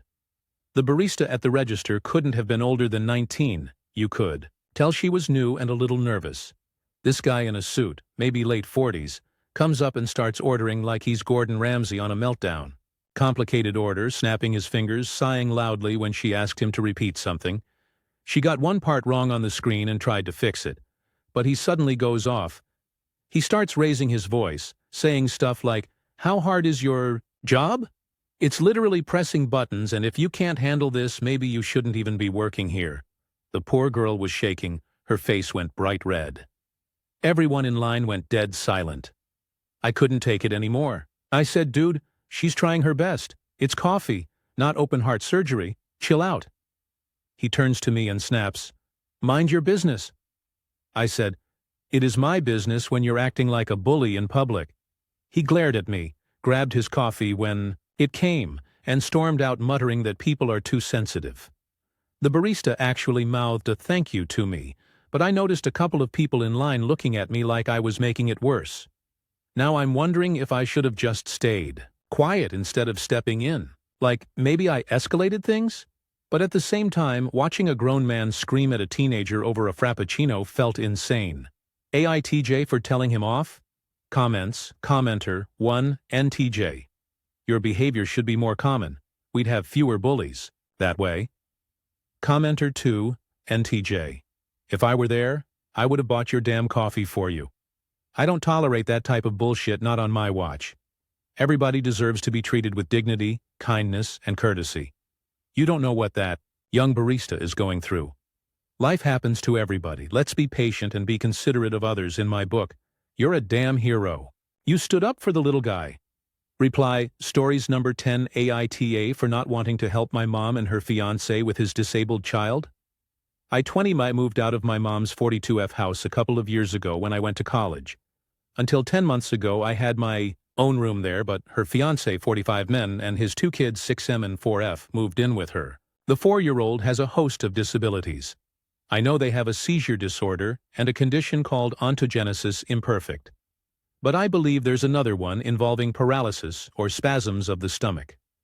My mom took classes for over 2 months before her fiancé moved in so she would know how to take care of his daughter. Her fiancé's ex is totally out of the picture, so Mom decided she would need to step up completely, which I get. I have been back twice since Mom's fiancé moved in with his kids. The first time was at Christmas, and I stayed with my grandparents, because my old room went to the 4-year-old and there was no spare room for me. My mom was disappointed, but I pointed out it would stop me getting in the way of their routine too. The second time was late June, early July. I was home for a few weeks and again stayed with my grandparents. Mom offered to buy a pull-out bed for me, but I said I was good with my grandparents. When I was home and whenever I went to Mom's, I was asked if I had looked into taking the same classes Mom had, or if I'd like them to set me up with them. I said no and asked why I'd need to take them. Mom said she had hoped I would want to help them. She said it would mean I could step in if an emergency came up, and I told Mom she'd be better to find someone professional for that, because I was not taking on that responsibility. Her fiancé asked if I'm just never going to stay at the house, and I said yes. I told them I would have zero privacy if I slept there, and it wouldn't benefit any of us. I pointed out how they'd be so busy anyway that I wouldn't have time with Mom that much, and I'd get just as much staying somewhere else and planning ahead of time to visit when she's not super busy.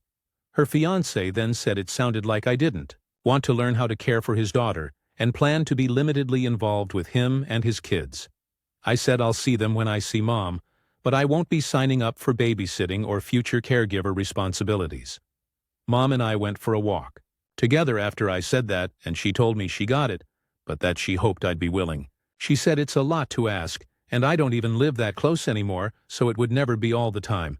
But she asked me if I was really that unwilling to even give them a few hours off when I would visit. She said it would be so helpful. I told Her I would visit and want to spend time with her, but babysitting her future stepkids was not in my plans, and especially not one so medically complex and in need of specific care. She was upset but let it go.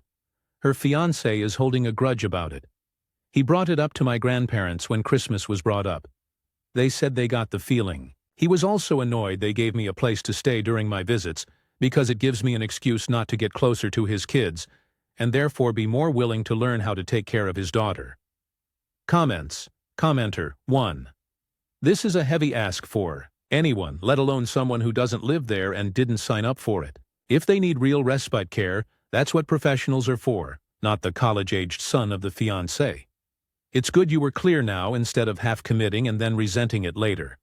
Reply, there was no way I was going to leave it. Unclear because that's how you get guilt-tripped to hell and calls from classes you never signed up for. I wanted no part of that added drama. And yes, it's a huge ask. Not only because of all the care needs, but in an actual emergency or something I'd be dropping everything and going to another state to provide a ton of care for a child who will always need a lot of care. Commenter 2. Honestly, it's wild to me that your mum would give up seeing you for a couple of hours when you're able to visit to have you babysit her stepkids, especially as you can't visit often. She decided she would take on the role and responsibility of being their mum and what looking after a medically complex child entails. You didn't and don't have to. In case of an emergency, it would make much more sense to have someone who is local to them and knows the kids to step in, like a member of her fiancé's family or a close friend of theirs. Commenter 3. Sounds like they are not only wanting a babysitter for a few hours off, but someone who is going to take care of those children indefinitely if anything happens to either of them. Reply, that's what I believe the long-term plan is. I don't know if he plans for his son to take over for his daughter when his son's older, but I suspect he's thinking I'd be an even better choice. Commenter 4. NTA. The thing about being an adult is that you get to make choices. Your mum has made hers and you have made yours. The new boyfriend can get all bent out of shape about it, but that's not your problem. Something tells me that your grandparents aren't massive fans of this new situation shit show either. But again, adults, choices. Stories, number 11. My boyfriend refused to hold my wallet. Because real men don't hold girl bags. My boyfriend 37M and me 30 were doing self-checkout where I was scanning and bagging our items. I have a wristlet wallet, which annoyingly flips around when I'm bagging. So I asked my boyfriend to hold my wallet while I check us out. I do the checking out because there are only 2 lanes open and the lines are long, I assume, because it's a Labor Day weekend. I know it's frustrating for him to use the self-checkout, so I always offer to, especially because he offered to pay for our stuff. After asking him to hold my wallet, he says, sure, takes my wallet, and tosses it into our grocery cart. I, frustrated, pick it up and finish checking out. When we get back to the car, I said, in the future, if I ask you to do something and you don't want to do it, can you just tell me no? I was worried someone could take my wallet with it, just laying in the cart. He replied that real men don't hold girl bags and insinuated that I should have known that. So of course he wasn't going to hold it. Admittedly, I lost my cool at this point because it felt like a simple request, holding the wallet or communicating that he didn't want to, but it turned into a whole thing. He continued saying that it was already emasculating having his girlfriend check out and using his card to pay. I told him I was trying to do a kindness because I know he doesn't like using the self-checkout and was nice enough to pay for my items too. Anyway, now I'm getting the silent treatment. It's exhausting. I'm exhausted. Was I out of line here, or was asking him to hold my wallet an unreasonable request? Feels like he took this attitude straight out of mesosphere culture. Comments. Commenter 1. Nailed it. I am a man. I hold purses. I have held friends' purses, my aunt's purses, and my lady's purse. Men have given me guff about it, and I just shrug because I don't care what such men think, because they're absolute brainwashed buffoons. You know what I find emasculating? Nothing. My masculinity is a core trait that nobody could take away from me. Certainly an act of love and service would not. Castrate me and my masculinity would still be more secure than this guy's. Commenter 2. Just the opposite is true. Real men's masculinity isn't threatened by a little purse. Stories, Number 12. A woman that rejected me 12 years ago seems to now be interested in dating me. Is this something I should pursue? When I was in my early 20s, I asked this woman out. She politely turned me down. Nothing dramatic, just one of those moments you carry with you. Life went on, we lost touch, and I didn't think much about it again.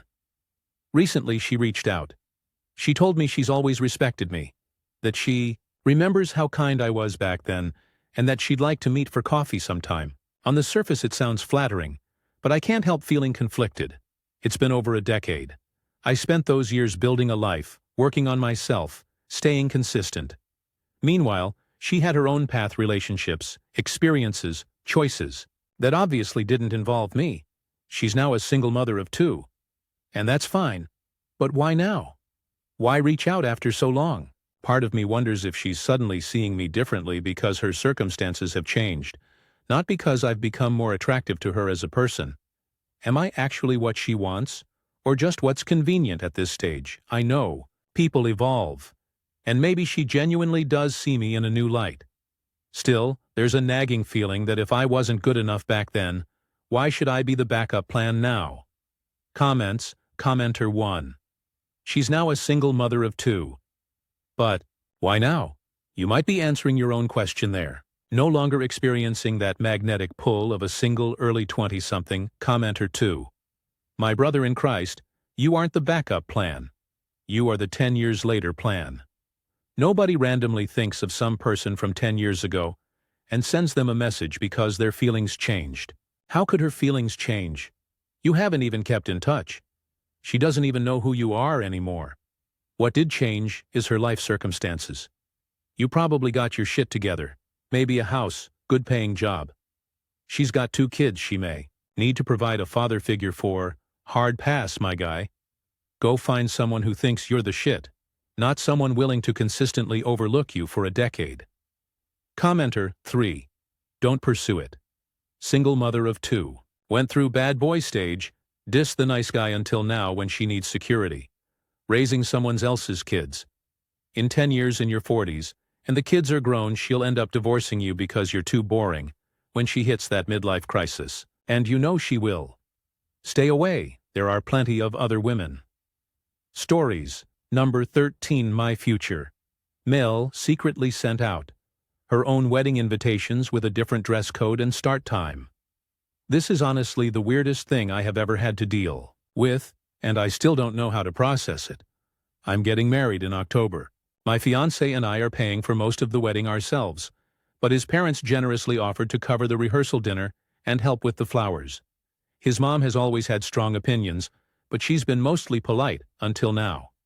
A few days ago, one of his cousins messaged me on Instagram asking what she should actually wear to the wedding.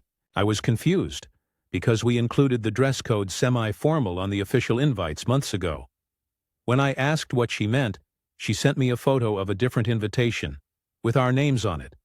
Except the time was changed an hour earlier, the venue details were shortened, and the dress code said formal black tie. At first I thought it was a mistake or maybe some kind of outdated mock-up. But nope.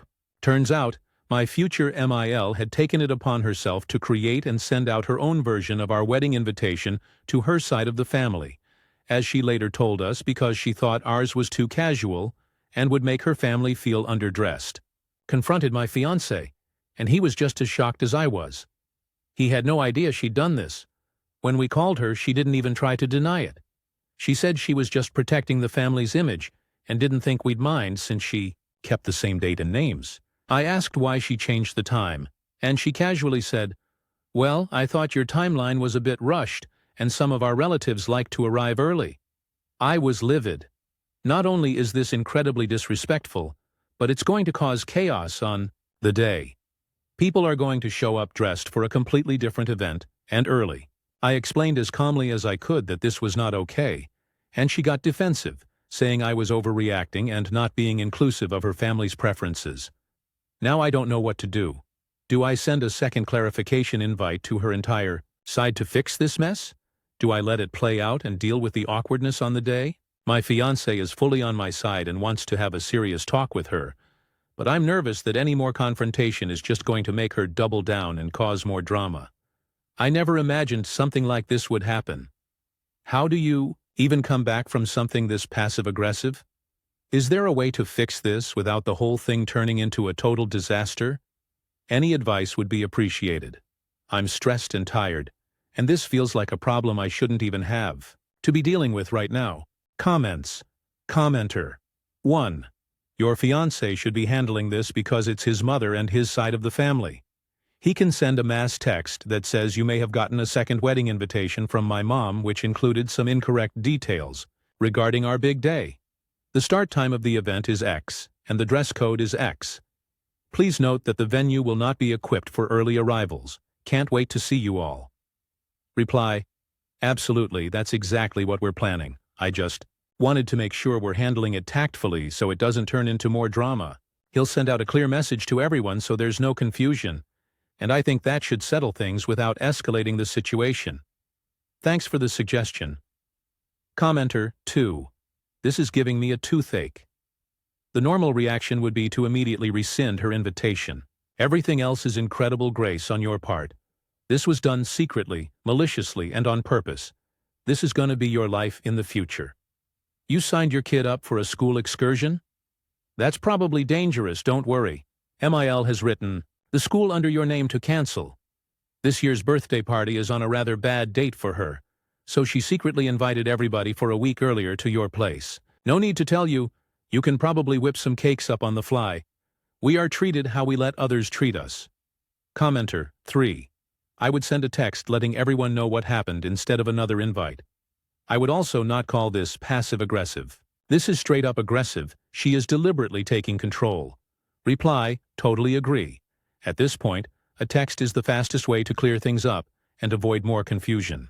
And you're right, calling it passive-aggressive was probably giving her too much credit. This was definitely a deliberate move to take over. I just didn't expect something this bold. Commenter 4. Normally I'd let her be, but honestly, this is bonkers. She is also trying to make your whole family look bad when they show up an hour late and all underdressed. I'd send out a clarifying message to all his family that the latest thing they received was a fake. This is the time, and this is the dress code. I'd apologize on behalf of Mill for overstepping and causing confusion. That way, she is the one looking bad. Reply. Yes, that makes total sense. Sending a clarifying message like that solves the confusion and lets everyone know the truth. Framing it as an apology for the mix-up is smart. It handles the situation without you having to get into a fight. And honestly, it does make her look bad for overstepping. Stories number 14 ITAH. For not forgiving my Emil for treating my children different than her other grandchild? My husband, 46, has always been treated different than his half-brothers by both his mom and stepdad. The relationship between his mother and him has always been confrontational, and they have cut each other off lots of times in the past 2 decades. I've always stayed out of it, even though I think it is very toxic, supported him and just gone along with the flow until recently. We have 4 children, 19-13. And my MIL has always been a hands-off, I won't babysit kind of grandma, which is fine. They are our children. But then his brother has a baby, and all of a sudden it's the most wonderful thing to be a grandma. She babysits this grandchild full-time, so both parents can work full-time. He's 5 now. Cleans their house and brags about him non-stop. Normal grandma stuff, but doesn't even know our children's birthdays. About 6 months ago they cut each other off again, and during the fight between them my MIL says she's so sick of me posting pictures on Instagram of our children bragging about all their accomplishments, graduation, sports, vacations, and how we think we are better than everyone else, because we have neurotypical children and money. The other grandchild is autistic, and we are both teachers. We aren't rich. A few weeks ago, my husband forgave her, I guess, and they started talking again like everything is normal. He told me that we are all going to go over to her house tomorrow for a BBQ, and I told him I'm not going and will not be in the future. I told him I don't care if he invites her to birthday parties or graduations, and I'll be cordial, but I'm not going to have a relationship with her anymore. He's mad and told me I'm being selfish and toxic, that I should forgive and move on and be a good example, or our children won't forgive us in the future if we make mistakes. Aita, relevant comments. Commenter. 1. Your husband is putting his toxic mother before his children. You think they never notice they are unloved by comparison? That's bad parenting. 101 reply. I guess this is why it's the hardest for me, because my teenagers do notice now and have made several comments to me how weird it is that she treats their cousin so different. My husband is a very good father and tries his hardest to work through generational trauma, but it's not a light switch. You can't just turn it off. Commenter 2. Have they expressed this directly to your husband? Reply. Only once at the dinner table has my son 17 said something, and my husband told him not to take it personal, that it had nothing to do with my son and how his mom just sees him differently because he has a different dad. Commenter 3. Your kids are old enough to know what's going on. Reply. They don't know what she said about me posting and bragging, but they do see for themselves how she treats my husband and them differently, and have made several comments over the years about it. Commenter 4. NTA. Are the kids going? I'm sure they will if they are expected or forced. I am sure their future unforced contact with that side of the family will drastically decrease when they are able to choose to go or not. You are not being toxic. MIL is. Your husband is allowing that toxicity to hit your household. Time for counseling. I fully understand he loves his mom, but he needs to understand how her treatment is affecting you and the kids. Yes, they need to be able to talk about it also, which is why counseling is important. Reply. He hasn't asked them yet, but I think that's why he got so upset, because if I don't go, he thinks they won't either. They are all old enough to decide for themselves, and the two oldest, 19 and 17, have opted for not spending time with them in the past. Commenter 5. When did MIL retire? Reply. She hasn't worked since his brother was born, so 35 years ago. Update. Thank you for everyone that commented, especially those who shared their own grandparent stories. Just FYI, over the past 5 years the children, mostly the older two because the twins never don't want to see their cousin, have had a choice whether or not they go over to MIL when we do go, and I have had several conversations with them about their feelings surrounding it. Up until 6 months ago, it was behavior and favoritism, and things we had to infer from the difference in treatment. When she verbalized what I knew all along, that's when it just became black and white for me, and I thought, until a few weeks ago, the same for my husband. My children are very open with me about their thoughts and feelings in general, usually my husband as well, but surrounding the MIL issues, they were not being open with him. I spoke to my two oldest. I will never tell them what my MIL said about posting on social media, and did indeed block her on social media and her phone number, as well 6 months ago, about how I am setting a boundary and not continuing a relationship with her ever again. I told them about my thoughts and feelings surrounding the whole situation and how enough is enough. I also did apologize to them about not making a stance earlier. Both the older children haven't seen her in over a year since my daughter graduated, and said they weren't comfortable seeing her at all unless I am there. I had a separate talk with my twin 13YO, but it was just basically a more age-appropriate version of the first talk. I know they are teenagers, but they are still in between age and a little immature in a good way. They mostly just wanted to see their cousin. They like to play with him, but he comes over to our house once a month when his mom and I have brunch, and they said it's better over at our house to play anyway. They both decided they didn't want to go without me either, and told me life has been more chill without her, which didn't surprise me or my husband, which is why I think he got so upset when I told him I wasn't going. With all that being said, I think it made me realize in some of your comments that there are bigger issues that are being caused by this very toxic part of our life and my husband's childhood trauma. When I spoke to him after I talked to the kids, I told him I was making an appointment for family therapy to get an unbiased opinion about our family dynamic, not just including this issue, but just in general, because now I'm concerned about deeper issues that maybe I'm just not seeing and blaming on this one part. My husband was very upset with me and said he would just go by himself, and said he doesn't think we need therapy. He reads self-help books to deal with his trauma, and has for a very long time, so he's not oblivious to the issues, just thinks he can take care of it himself. I told him he could come to therapy or not, but I was going to set the appointment up and the kids and I were going to go. He spoke to them last night at the dinner table, and all of them basically told him they didn't want to go over there and think life has been calmer without her. He just told them, "Okay, let me know if you change your mind, and I'm sorry she's been unfair to them in the past."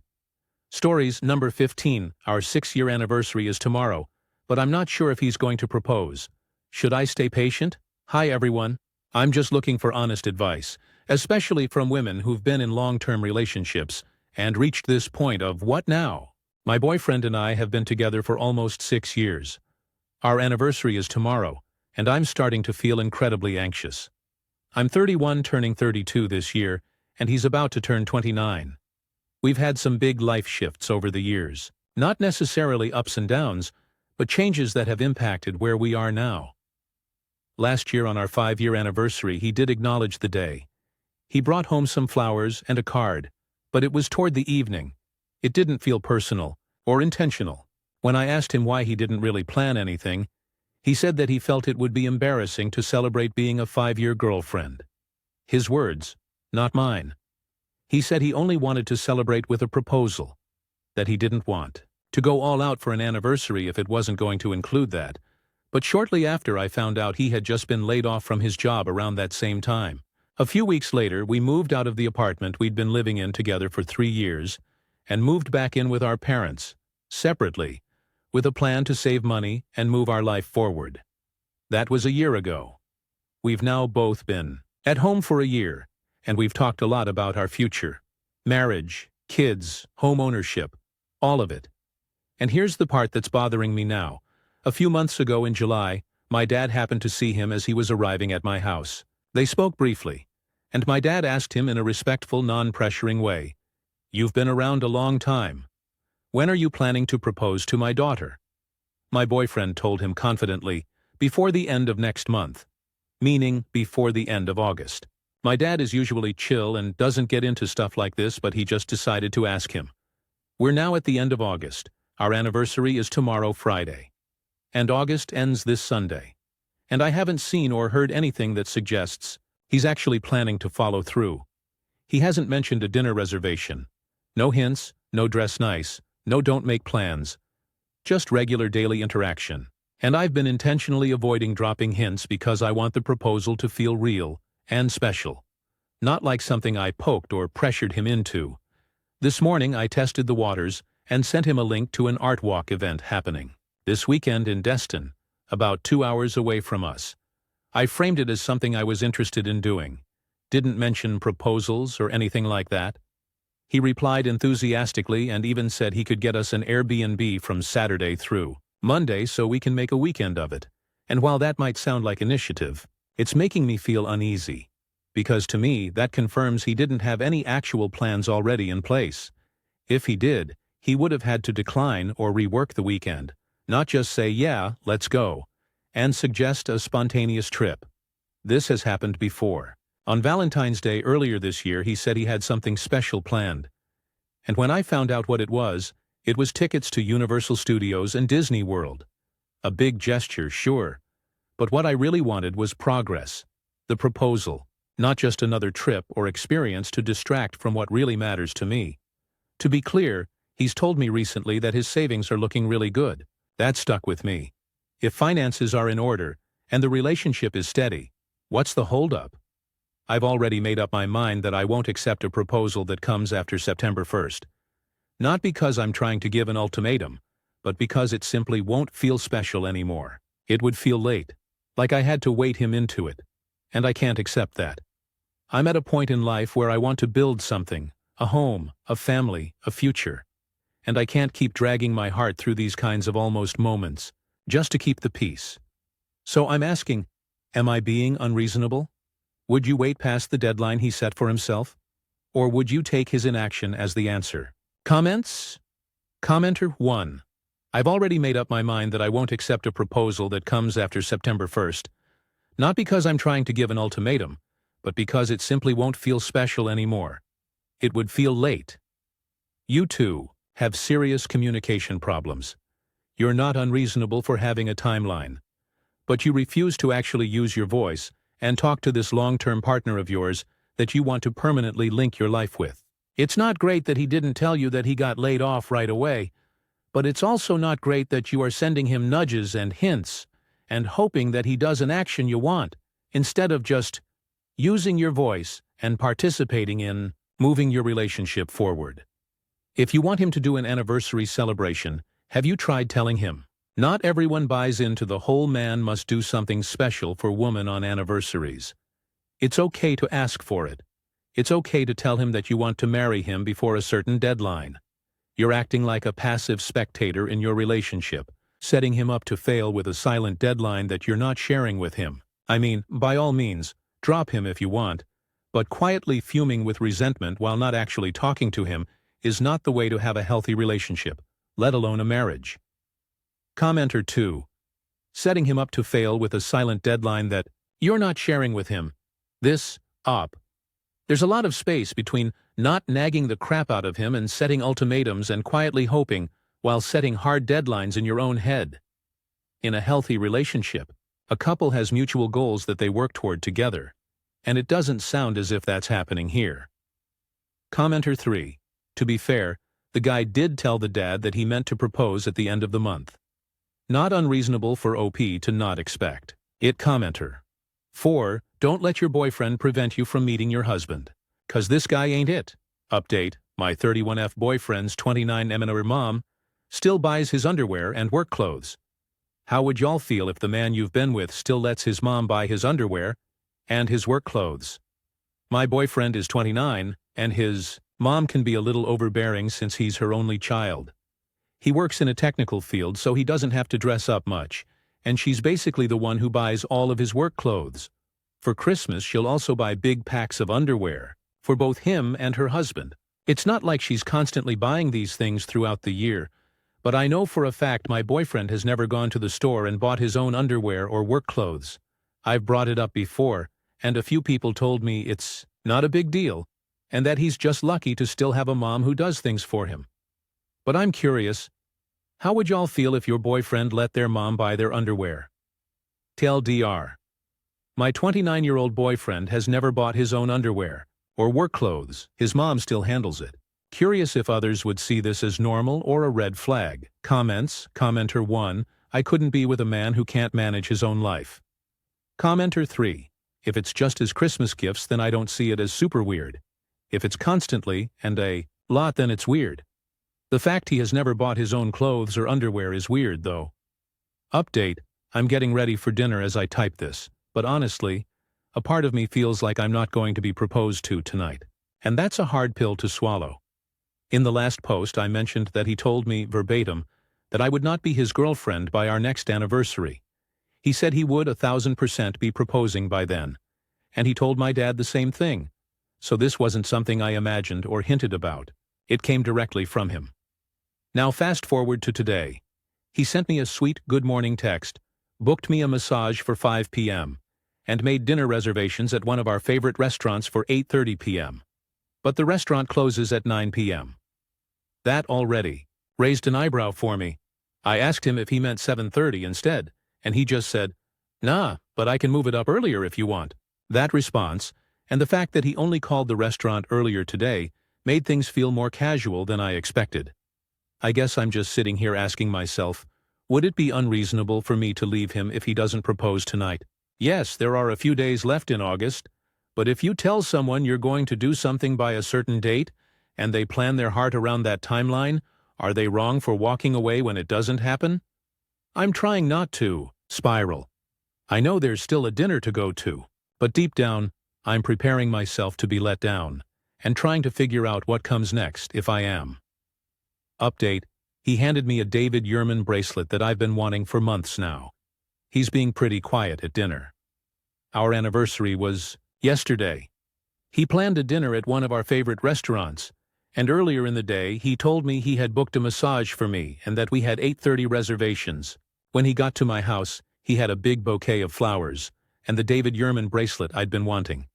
But the way he gave it to me felt strange. It was off. He didn't look me in the eye. He just passed the bag to me quickly before heading to the bathroom to change. I said thank you, but a part of me knew in that moment, when he gave me that expensive bracelet like that I wouldn't be getting a proposal that night. He kept telling me I looked beautiful and amazing, and that he liked the color I was wearing. I'd put effort into looking good for our anniversary, and I know I looked good. but when I looked at him, there was a sadness or disappointment in his eyes.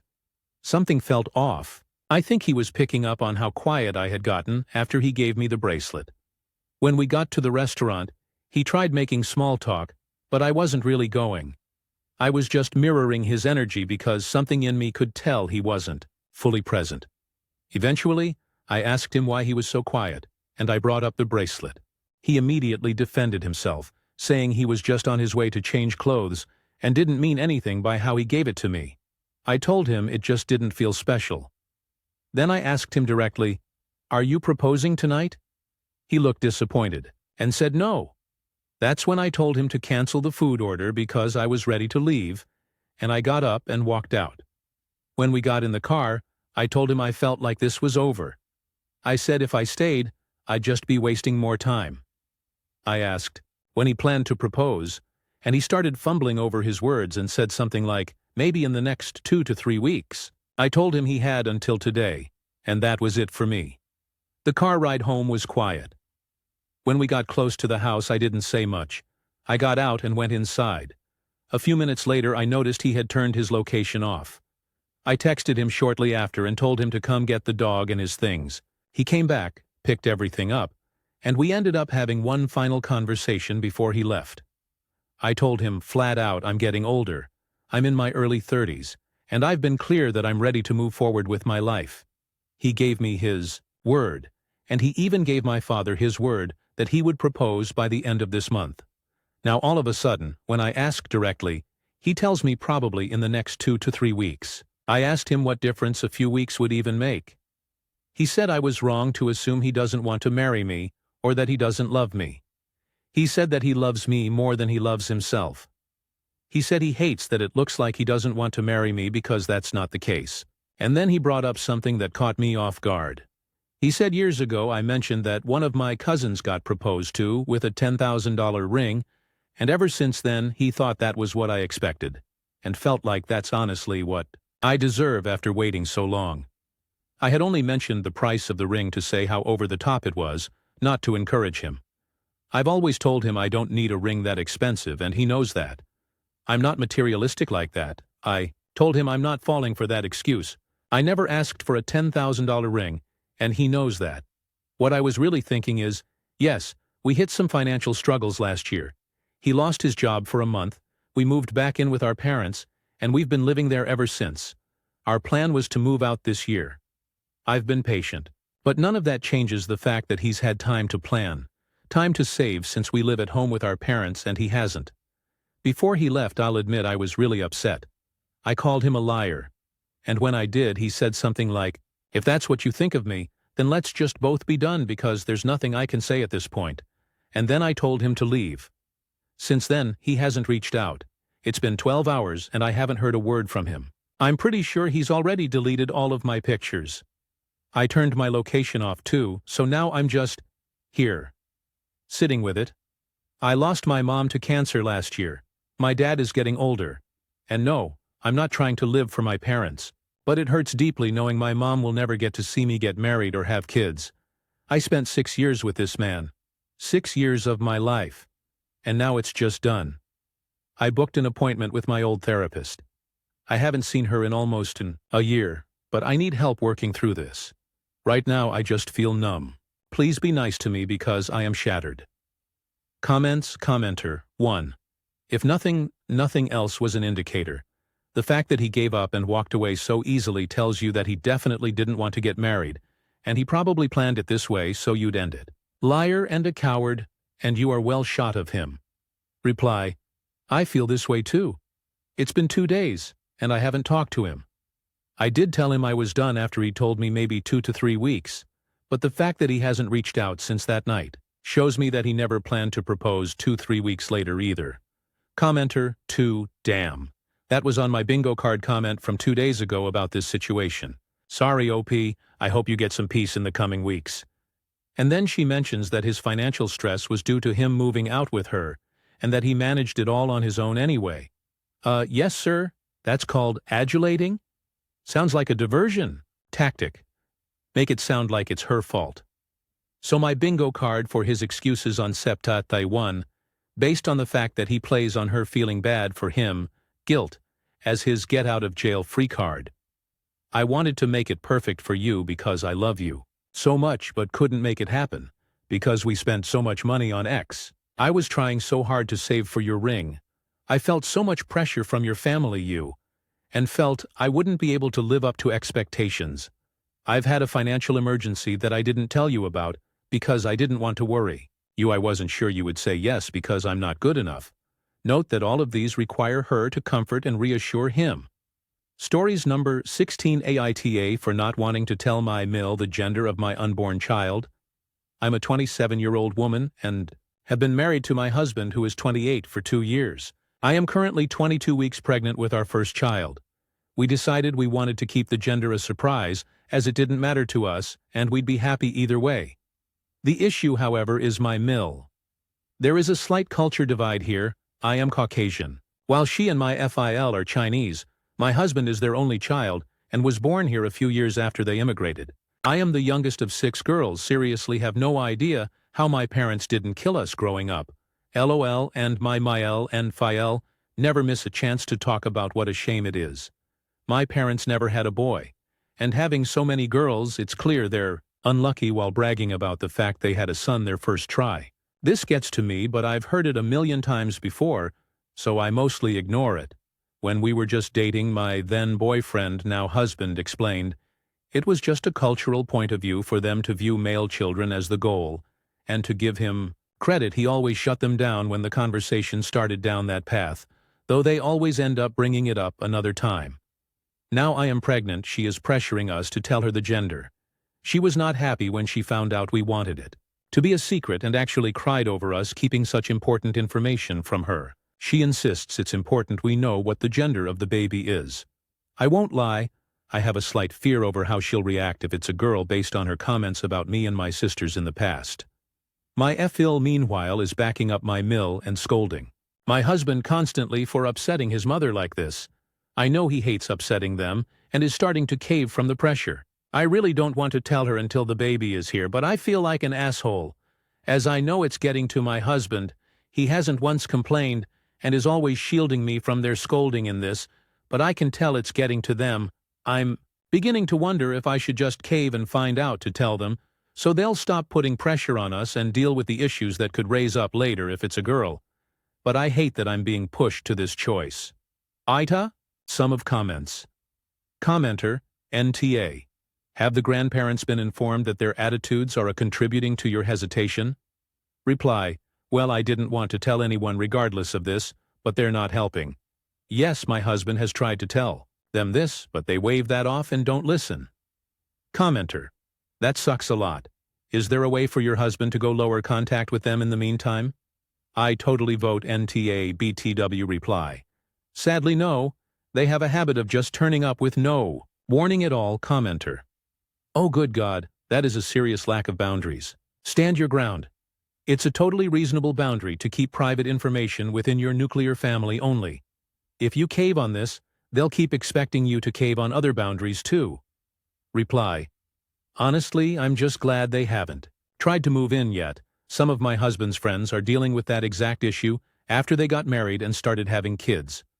Commenter, don't let them in if they show up unannounced. Reply, not that simple, sadly. I'd happily do this, but my husband has been raised in the belief of honoring your parents, etc. He'd never leave them on the doorstep. He does defend me as best as he can, such as taking the brunt of their pressure right now. But he is struggling against his own upbringing. I love him so much for trying, but I know none of this is easy for him. Commenter, I agree. It'll reinforce the idea to the ILs that they can just wear her and the husband down enough for them to cave in. It's a very common Asian parenting tactic, and my Asian parents are the same. For Asians, everything is a family matter. Older Asian adults always need to have a say over everything, from what you eat, what you dress as, who you date, why you're out after 6 p.m., etc. It's the toxic family-centric culture at play. NTA for OP. Tell them that they're disappointing their son by thinking that he won't be able to produce a son of his own. Reply, that is a good line that I may very well steal. Honestly, you're absolutely right about it being a common parenting tactic used by Asian parents, as everything you've said, I've seen firsthand. They hated him dating me because I wasn't Chinese at first, then doubly hated it when they learned I was one of 6 girls. He eventually got them to back off on this matter. I don't know exactly what he said as I wasn't present for that conversation, but I believe it was a threat about it being me or no one at all. He ended up staying with me for a week after that and going zero contact with them to show he was serious. Commenter: yeah, Asian parents care more about how others perceive their family, and that's why they're very strict about how their kids present themselves. On the other hand, it's also their greatest weakness because if their kids start putting their foot down, it jeopardizes what others will say about them and their kids. Invoking your husband's image and what their treatment will say about their family is likely to get them to shut up. I can't tell you how much that has worked against my parents and grandparents. Reply: I'm very aware of this fact, Lowell. My husband actually doesn't want our child having a Chinese name or learning Mandarin. He hates speaking Mandarin and basically never uses it unless he's talking to his parents. And even then they communicate 60% of the time in English and doesn't want to inflict it on our child. I've gotten him to agree to a Chinese name simply because I know they will freak the fuck out if the kid doesn't have one, as it's all about image, and how bad would it look if their grandchild doesn't have a Chinese name. But it'll be basically never used and we'll use their English name. The Mandarin, however, I'm letting him take the lead on this as he knows firsthand what learning it felt like for him. Though we've agreed to the fact that if our child shows interest in learning when able to communicate, that we'll give them the opportunity to do so. Mini update, edit. So my MIL and FIL came around this morning for tea uninvited, as usual of course, and began to apply their pressure again to demand the gender of the baby, and I was ready to step in, worried about my husband. As I know this has been a lot of pressure for him, but he surprised me by snapping at them. I've never seen him truly angry with them before. The only time I've ever heard of him being truly angry is when he fought them over dating me when they didn't approve, as I wasn't Chinese, but I wasn't there for that conversation, so this took me by surprise. To summarize, he told them that our child's gender was none of their business, and if they kept this up, then any future sons we have will take my maiden name, since I have no brothers to carry on the family name, as they keep reminding me. He then told them not to test him, as he'll burn their family tree to the ground. I don't know who was more shocked, them or me. He then told them to get out, and they did leave, though my FIL scolded him for being disrespectful and not putting family first. So it seems my concern was unwarranted and my husband is fine. 2 of comments, to a comment saying OP's husband loves her very much. I've never once doubted he loves me, but this honestly shocked me. I know how much the family line means in his culture, so for him to make this kind of threat, the weight of it isn't lost on me. They also seemed genuinely terrified by that threat. Though my FIL did scold him as they left, it lacked the usual heat. I feel sorry for her too, despite all of this, and I hope she'll come around someday. Commenter: bro, that was hot. Ente reply: imagine how I felt. Never been more attracted to him. If I wasn't already pregnant, no doubt I would be soon enough. Lol. Update post.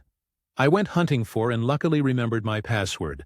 I doubt anyone here cares much, but I'm in a reflecting mood. So I thought I'd post an update 3 years on. And if anyone wants to read it, then I hope you enjoy. Yes, my husband. And I had a little girl.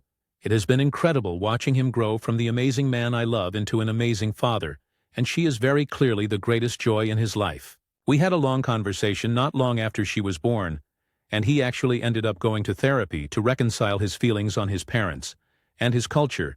He originally did not want her to know any language but English, and basically to ignore his side of the culture, but he eventually realized, thanks to therapy, that he was robbing her of a chance to have a more diverse view on the world, and that his experiences with his culture may not be hers. Through our daughter, he has gotten to see his culture through a fresh set of eyes, and it's like he's discovering it himself for the first time. My Mill and Phil, as you no doubt expect, were not happy that we had a daughter, and began to push us to try again to have a son almost immediately. My husband and they began to clash more and more as their behavior became abusive towards me and our daughter, and 2 years ago we cut contact with them. We are happier for it, and don't live in fear that they will drop around without warning and turn our whole day upside down. Rereading some of the old comments on my original post makes me smile, and my husband is laughing over how many of them were thirsting over him after he clashed with his parents originally. Some of comments. Commenter, such a wholesome post. Strange to read it in this sub, but nevertheless amazing. Reply, I'm glad you enjoyed it. I honestly forgot about my original post for a long time until I began to reflect on my first pregnancy and how much more peaceful this one is. I figured I'd post a little update, not expecting it to get much attention. The in-laws. We have no intention of letting them back into our lives. Don't worry, we've moved twice since we cut them off, and they have no idea I'm even pregnant again. Commenter, are you having a boy or a girl? Reply, we're leaving it another surprise, we don't care, so long as they're healthy. However, this is our last child, even if it's another girl.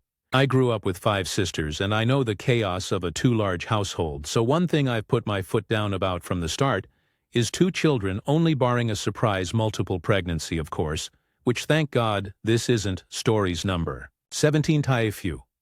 By making my world-class chef girlfriend the perfect toasty TLDR. My girlfriend is a top-tier chef who's so good, she's rejected opportunities to work at one of the world's best restaurants.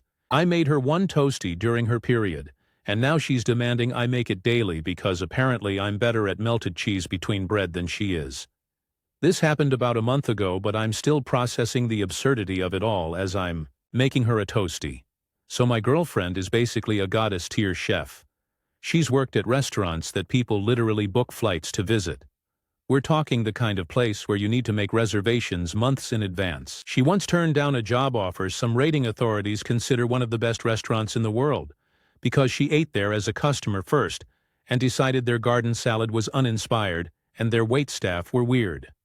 When we moved in together, I quickly learned that despite being a decent cook myself, I was now living with someone who could probably make roadkill taste like Wagyu beef. She has opinions about salt types and doesn't want me touching her fancy cookware.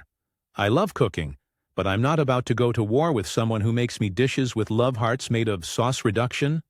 Foam? So I gracefully stepped aside and let her handle the kitchen duties at home. Fast forward to last month. She's on her period, feeling like absolute garbage, and asks me to make her a tomato toasty grilled cheese for you Americans. Simple request, right? I figure even I can't mess up butter, bread, tomato, and cheese. So I make her this completely basic toasty. Nothing fancy, just sourdough, some good aged cheddar, butter both sides, medium heat, flip once. Standard stuff that literally any functioning adult should be able to do. She takes 1 bite and goes completely silent. I'm thinking I've somehow managed to offend her palate with my peasant-level toasty skills. Then she looks at me with genuine confusion and says, I can't make it this good. I laughed because I thought she was joking. This woman can do things with molecular gastronomy that would make Heston Blumenthal weep. She's forgotten more about food than I'll ever know. There's no way she can't make a better toasty than me. But here's where I fucked up. I was wrong. For the past month, she's been asking me to make her toasties almost every single day. Yesterday, she literally came home from work, where she probably spent 12 hours creating culinary masterpieces that cost more per plate than most people's weekly groceries. And the first thing she said was, "Can you make me that toasty I've created? A monster." This woman who can taste a soup and rattle off all the ingredients in it can't figure out how to make melted cheese between bread as well as I can. The worst part? I have absolutely no idea what I'm doing differently. I've tried telling her my technique, but it's literally just making a toasty. There's no secret. I'm not doing anything special. But somehow my basic-ass toasty game has broken the brain of someone who could probably cook circles around most professional chefs. Now I'm trapped in this weird situation where I'm too afraid to refuse because she gets genuinely excited about these toasties. But also I'm pretty sure I've accidentally insulted her entire professional identity with my superior bread and cheese skills. The irony is not lost on me that the one thing I can cook better than her is something that requires literally no skill whatsoever. Comments. Commenter. 1. Things made by others for you have a way of tasting better regardless of the quality. Commenter. 2. It tastes that good because she doesn't have to make it. You made it for her, and that's a good half of the appeal. Commenter 3. I think it's just love and attention. Even professional chefs enjoy having someone else cook for them. It just feels good to know someone cared enough to do so. Commenter 4. I've been a chef for longer than I can remember. I've worked for Michelin star chefs. My favorite thing to eat in the world? Anything I didn't cook. That's it. That simple. You made it for me? It's my favorite food ever. Stories. Number 18. My dad died recently, and I 24M don't want to go to my stepmom's place cause I'm still grieving. Oldie but goldie. My parents got a divorce when I was 6, and I haven't seen my mom since cause she was abusive. My dad remarried when I was 8. My stepmom wasn't abusive, but we never clicked. She tried to be my new mom right off the bat, and I found it weird, and she didn't like how I wasn't open to the idea right away. She also had a daughter who's 1 year younger than me. We didn't hit it off either. Don't get me wrong, she's a totally fine person, but as kids she was the typical brat. So I guess it made it hard for us to really bond as kids, I guess. Once I hit my teens, I had a rough patch of being rebellious, and overall not a good person. My dad gave me space like I needed, but my stepmom didn't see it that way, and we fought a lot cause of it. My stepsister was all right. During teen years she got the more quiet and keep to yourself phase, so we didn't have really any conflict. But me and my stepmom didn't hit it off. And once I turned 18, I moved out first chance I got. I am now 24, and my dad sadly passed away with cancer a couple months ago. It has been really hard on me, and I felt very, very thankful my stepmom came up and pitched in with the funeral expenses, and my stepsister gave a little speech too. Christmas is coming up, and I had plans to let it pass cause it reminded me of my dad, and I didn't want to go through that. My stepsister texted me saying that she and my stepmom want me to be there. I said I may show up, but I don't care if I want to. I am still grieving, and she still lives in the same house, and it's just rough for me cause I don't want to remember him so soon like that. We used to have a beer together and watch football, and I haven't done either since he died. I want to be there for my stepsister and stepmom, especially since I'm starting to like them both, and be grateful, but I don't care if I can bring myself to be in that house again yet, so my options are either to suck up my grief and show up, or find another day to meet up with them. What is the best way to go about this? TLDR. My dad died, and my stepmom and sister want me to show up for Christmas, but I don't know if I can. Relevant comments. Commenter 1. What you will discover in adulthood is that there are many things you don't want to do but absolutely should. Yes, this hurts you, but they are in pain too. Go spend the holidays with your family, with the people your dad shared in his heart. Maybe not next year, but at least for this year. Reply, I don't care, it's just hard for me. I was thinking about maybe just seeing them the day before Christmas. So I don't have to step inside the house, but I don't care if that's me coming off as too needy for them. Commenter 2. I'll be honest with you, if you literally cannot step into the house, then you need to see a therapist. Yes, it is painful, but dwelling on this will turn it into an obsession. Just get it over with. Go in there. This chapter of your life will be over soon, and you will regret acting like a coward when you aren't the only one who feels pain over this. You can leave whenever you want once you go inside, but dodging things now will create a landslide of future avoidant behaviors. Reply, I see your point. It's not that I can't step foot inside the house, but I'm pretty sure I'd just break down and cry, and I don't care. I don't feel comfortable doing that in front of anyone. I do think you're right that me dodging would be bad. Commenter 3. I think you'll find that being with the other people who are also grieving the most for your dad will be cathartic. It's hard to open up emotionally, but your feelings are totally understandable here, and you should share them. I wouldn't dog up the deep past about your stepsister used to be a brat, or your stepmom came on too strong as an adult. You probably have better perspective and more sympathy for these things anyway, but you are all grieving for someone you love. Reply, of course not. I only brought that up as a potential reason to why maybe I don't want to go. I appreciate them both dearly for the patience they had with me for how bad I was as a teen. They both could have hated and resented me for how I treated my stepmom. But they didn't. I am trying to get better at not using step 2, cause they have been in my life since I was 8. We are a family. Commenter 4. I think you have the strength to go. I think it's okay to show emotion and grief to them. Worst case, excuse yourself and do deep breathing exercises in the bathroom. You could always make up a plan too, and say you have an obligation to a friend at X time to give yourself a smaller window of being there. Commenter 5. This is the time to pull together with those who share your grief, not push them away. Certainly your stepmother and your stepsister are also still hurting. They are showing you that you are their family, and they want to spend time with you, especially on a holiday, and especially after losing your father. It's okay to cry. I would hazard a guess that you won't be the only one. Commenter 6. I'm sorry for the loss you experienced. Grief is a B. It sounds like they need you. One thing I learned in life, running away really doesn't help. Sometimes facing that crappy thing up front and personal helps to heal. Final update. Okay, so I went to my stepmom's place for Christmas. This was my first time with my stepmom and stepsister without my dad. It was super hard, 'cause I sat in the seat he always sat on, and I just broke down crying. I am forever grateful for both my stepsister and stepmom, 'cause we all just had a group hug on her couch, while I bawled my eyes out. It ended, and we didn't open presents but just talked. We had brunch, and it went well, though I was holding in tears for the whole thing. This was the first time I could see they actually do care for me, and I care for them. They are my family. I didn't stay the night, 'cause I couldn't do that, but I left around 11 at night. This was the first time I ever felt like a full family unit, and not the bad kid who fought with my stepmom, wasn't the nicest to my stepsister. I thank them so much for not holding a grudge when I went through my teen rebel phase. I hugged them both goodbye and went home. I feel like me giving them a shot and going to my dad's place helped me realize that these are the people who have always been there for me. I mean, they were the ones who didn't give up on me when I was a troubled teen, and I love them both for it.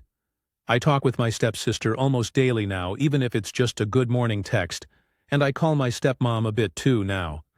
Thank you all for the comments and making me realize that I should go and how it would do wonders to make us all closer. It helped.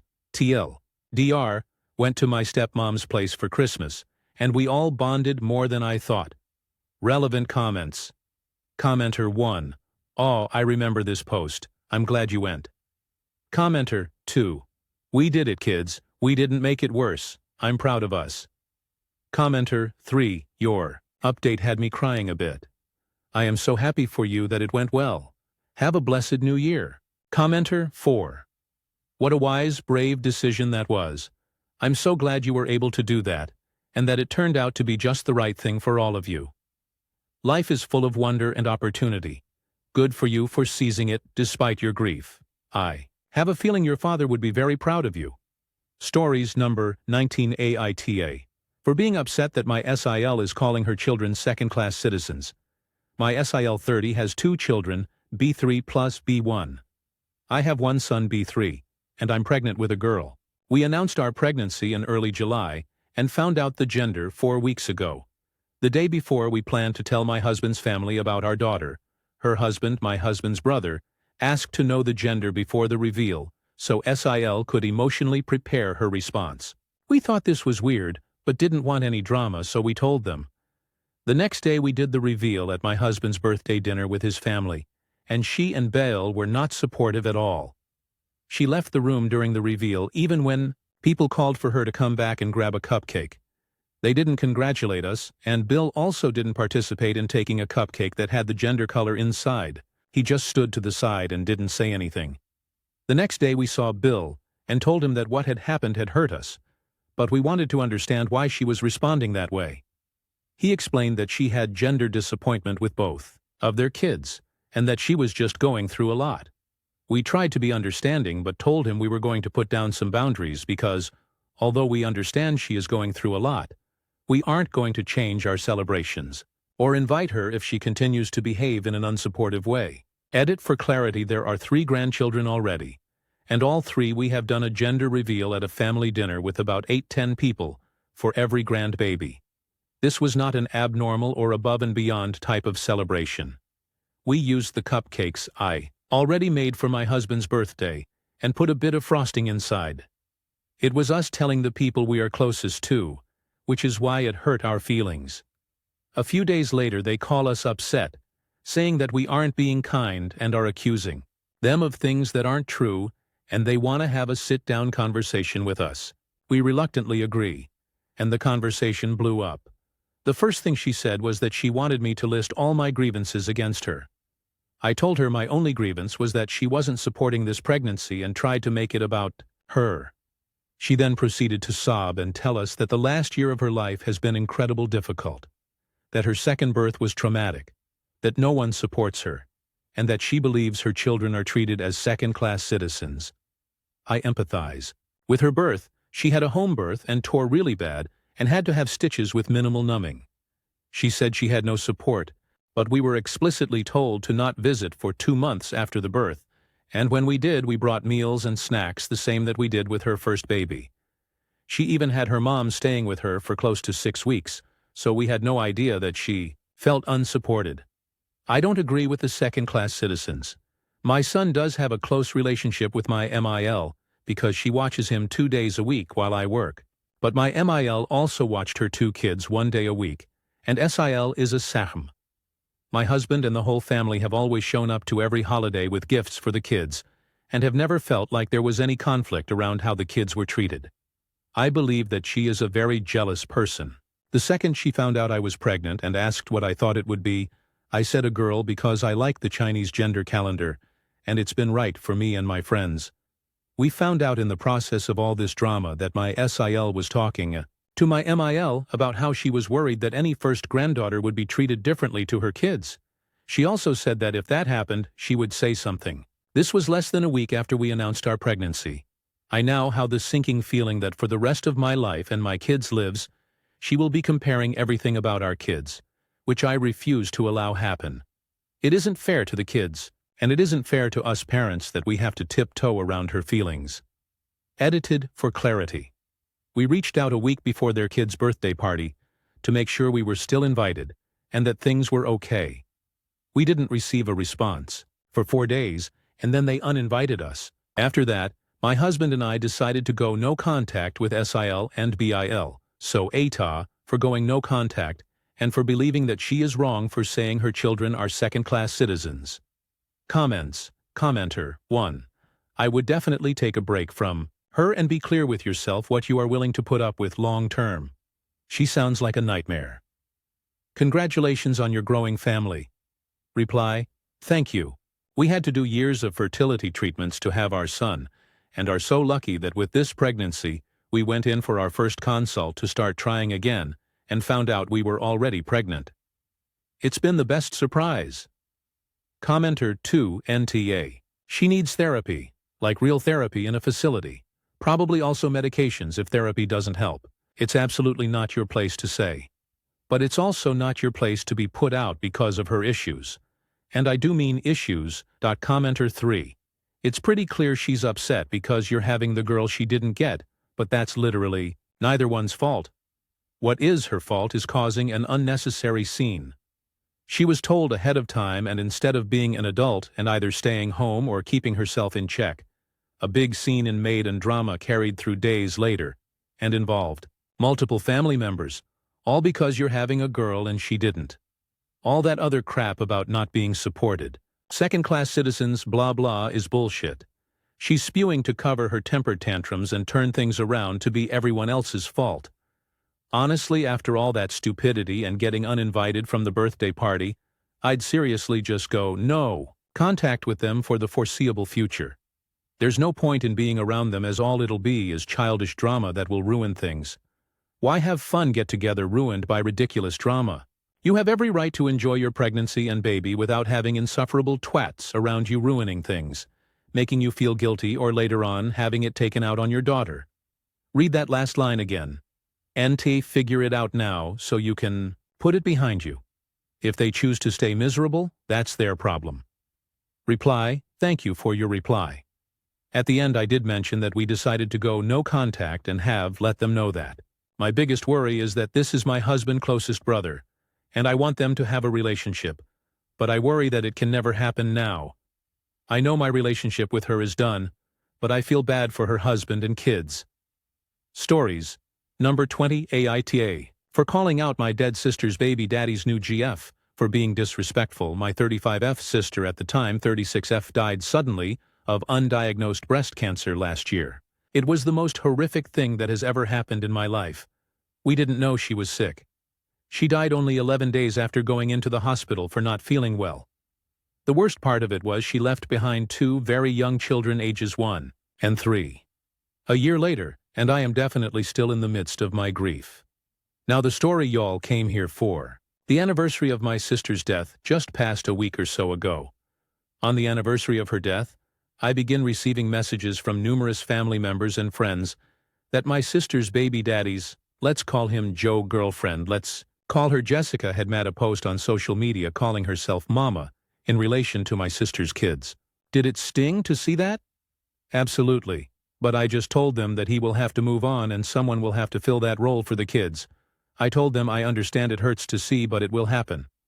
I did, however, call Joe and let him know that I respect, understand the role she is in, but could she please not post it on social media at this time? It was still too hard for some people to process. We ended the conversation basically saying we each understood each other's side. Then, a week later, another post. Wow, that was bitchy, but again, I try to be understanding. Then a few hours later I see a post stating that she was so thankful that their lives took the paths that they did, so they could be together. Now I'm pissed. I'm sorry, girl, but that comes off that you are glad my sister died, so you could have her life. I proceed to make a social media post stating that people will be respectful of my sister even if she is dead. Joe then messages me and asks if that post was about Jessica. I told him it was because she was being insensitive to other people's grief. I had asked them to please be mindful when making posts that could be hurtful, and instead of having empathy, she decided to mark her territory. Then I receive a message from Jessica, pretty much telling me she can do and say whatever she wants, and there is nothing I can do about it. Fair. But the last sentence of that message said it's not my fault she died, and isn't here to take care of her kids. I saw red. I don't care the context she was trying to put it in. It came off as a bitchy comment. I tell them this. Both of them dug their heels in, stating that she can call herself whatever she wants. I understand that. I really do. But to post it again on social media after you are told it is hurtful is just an asshole move. I didn't ask her to stop calling herself that. I didn't ask her to not let the kids call her that. I just asked to not post it on social media. Anyways, the end of these conversations ended with Joe saying that our family will never be allowed to see my sister's kids ever again. Comments, commenter, 1tad NTA. Calling herself Mama on your sister's death anniversary and then saying not my fault she died is straight disrespectful. You only asked her not to post it online and she doubled down. That's on them, not you. Commenter 2, NTA. But it may be time to consult a lawyer to see if you can have some access to the kids. Jessica is just a GF, and hasn't been in Joe's life that long. She shouldn't be calling herself Mama yet. Reply. That is the plan for my parents to see about grandparents' rights. I kinds accepted my fate when I decided to argue. Commenter 3. This is a mess, and fighting with them is going to make your own life harder. But it's literally what grandparents' rights are actually designed for. If one parent is dead, you have a case to legally stay in their lives. Talk to a lawyer and get off of social media before you make it. Wo reply, I'm only staying on social media to screenshot her continued posts for my parents. Lawyer commenter 4 NTA. But I'm going just say what you aren't seeing. They don't have to let you see or being in those kiddos' lives. Be careful starting a war with them. You may lose all contact. What she said was selfish and hurtful and wrong, but she is their mother figure now.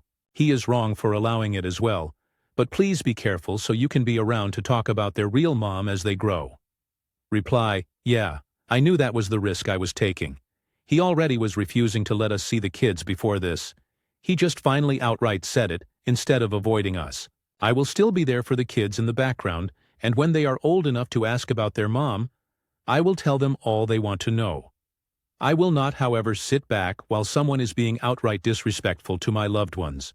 So long. Winded to say thank you, but unfortunately he was already keeping them from us stories. Number 21 neighbor kid got bit by stray cat that hangs out in our backyard and had to get rabies shots. Parents want us to pay PA neighbor kid Got bit by stray cat that hangs out in our backyard and had to get rabies shots. Parents want us to pay, so me and my boyfriend live together in a row home. There's a narrow alley in back that runs down the length of our street, and like most alleys in this neighborhood, there are stray cats that hang out there.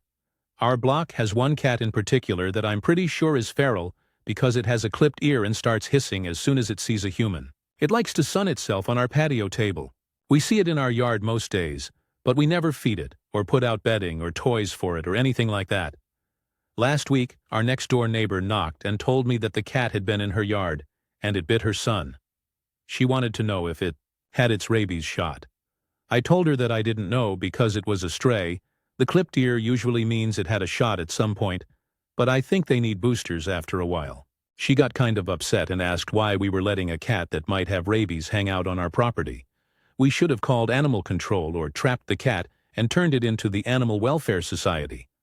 I wasn't really sure how to respond at the moment, so I said something like, "Oh yeah, maybe someone should do that," and pretended someone was calling me. Yesterday, both of the kids' parents came to the door. The husband told me that their son had to get a bunch of shots to prevent rabies and it was expensive, and that they felt that my boyfriend and I needed to reimburse them for it. They said he still needs one more shot next week, and they'd bring us the final bill then. I said again that it's not our cat, but he said that we had accepted responsibility for it by letting it stay on our property. I pointed out that it's not like the cat lives exclusively in our yard. I see it in other people's yards and under their cars and stuff all the time. He said, "I'm not here to argue. You know what you need to do. We'll drop the bill off sometime next week," and left. Are we actually responsible for this stupid cat? I could maybe see their point if we're doing stuff to attract it, but like I said, we're not. Unless you count having a patio table as a cat magnet. It's true that we haven't done anything to get rid of it, but then it seems nobody else has either. I don't see how we would have any more responsibility to control it than the rest of the neighbors, although I'm not an expert in cat law. Do we need to pay them for the rabies shots? Are we legally required to call animal control for strays, or to somehow get rid of them? Please help. Relevant comments. Commenter 1. If it's a feral cat that can normally be found in random people's yards in the neighborhood at any given moment, and you don't feed it or anything, I can't see how you could possibly be to blame. Just because they've seen it in your yard a couple times? Lol, no. That's what wild animals do. They go where they want. It's probably been in their yard a bunch of times too. By their logic, it must be their cat if it was in their yard to bite their child. Tell them to pound sand. If they sue you, you need to show up and defend yourself, but I doubt they'll win. Reply, if they do sue, though, couldn't they just snap a few pics of the cat on the table and say, "See, it's their outdoor cat that they totally own"? Is there a way to prove negative ownership of a cat? I really don't want to trap it. I think it would just get euthanized. Commenter 2. So you snap a few pics of the cat in other people's yards. Update. 1. So the mom brought over a hospital bill the next week, like they said they would. I refused to take it based on the advice I got here. She wasn't happy about it, but she took it better than I expected, and I thought maybe that would be the end of it. Then, 2 days ago, we got a letter from a lawyer's office saying we have to pay the neighbors $2,200 and some change, or they'll sue us. I googled the name on the letterhead and they're a real law firm, but they're located in a town almost an hour away from Philly, which to me seems weird because there's tons of law offices more local. Also weird is that the letter says the kid was bitten by a dog rather than a cat. We don't have a dog either. At first we thought they had hired the most inattentive lawyer of all time, and it was just a mistake. But then I started thinking about how people on the first thread were saying that cat bites usually don't require rabies shots, and animal control would have come to quarantine the cat until they were sure it didn't have rabies if they were concerned about it. Now I'm starting to wonder if maybe they really are trying to run some type of scam. Luckily, my dad has a regular customer, who's a lawyer, and he said he would help us write a response letter. He said that based on what my dad told him, it doesn't sound like they have much of a case, but we're going to meet him for dinner at my parents' house Sunday and explain the whole story to him then. Final update. I think it's over. After my father's friend helped us with the letter to the law firm, we never heard anything back. We see our neighbors outside sometimes, but they aren't speaking to us. They have been speaking to some of the older neighbors who hang around outside when the weather's warm, though, so we've been getting updates through them. They say the husband is still really mad about the whole thing, but he told them earlier this week that the wife's brother, who's apparently a lawyer, I'm thinking at the firm that sent us the letter, convinced him that it's not worth pursuing in court. They also said this isn't the first time this couple has done stuff like this. Years ago, somebody who used to live on this street knocked off a side mirror on one of their cars by accident, and they sent them demand letters for all kinds of things for a full year afterwards, even though the insurance paid for a new mirror. They also sued the corner store on the next block over because the wife slipped on some ice near it one winter, but it was eventually decided that the spot where she slipped wasn't the store's responsibility to clear. So probably not scam artists, just crazy. Thank you to everybody who gave advice in my first 2 posts. My boyfriend and I both appreciate all the help we got. Edit. Forgot links. Also, the cat is A-OK, for anyone wondering. Stories number 22 AITA for not letting my brother come stay with me, to make up for being the golden child / favorite child. I 20M have a brother, 18M, and growing up he always saw me as our parents' favorite kid. And I think a lot of people saw it that way. But in reality I was the chosen child. My parents paid way more attention to me and were more involved in my life, but they didn't like me or anything about me. Instead, they tried to mold me into the child of their dreams while they ignored my brother. We were treated differently, and he thinks I always had everything I wanted when I got nothing I wanted. My parents moved me from public to private school. When I was 7, even though I hated private school and liked my old school, they said I needed the best education. My schedule was filled with extracurriculars my parents wanted me to take, like football because every young man needs a team sport and the chance to be a star, debate because every young man needs to learn how to hold an argument and fight for what he believes in, piano for the sophistication, and swimming because I needed to be more active. I didn't like any of that stuff, or at least not in that context. I live swimming but not competitively, and I was forced to be competitive with it.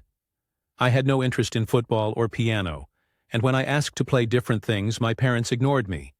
Debate just plain sucked and I wasn't good at it, which meant my parents actually paid people to tutor me in debate, and when I asked to drop it, they ignored me. They had a way of not even acknowledging that you spoke even if you repeated yourself over and over. They bought me a lot of clothes, but they chose everything from my shoes to my socks to the actual outfits. I wasn't allowed to wear sweats outside of the gym or practices. Jeans had to be a certain style. I couldn't wear character shirts or wear fun socks. Even my underwear was chosen 100% by them, and I had zero say. Most of the time they didn't even take me shopping for the stuff, they just gave them to me. I had obligations to attend their parties with friends where they could show me off and boast about me. But it wasn't even really me. I wasn't the amazing football player who was hoping to go pro like they used to suggest. I hated every second of football, and I got more injuries because of it. Not that they cared.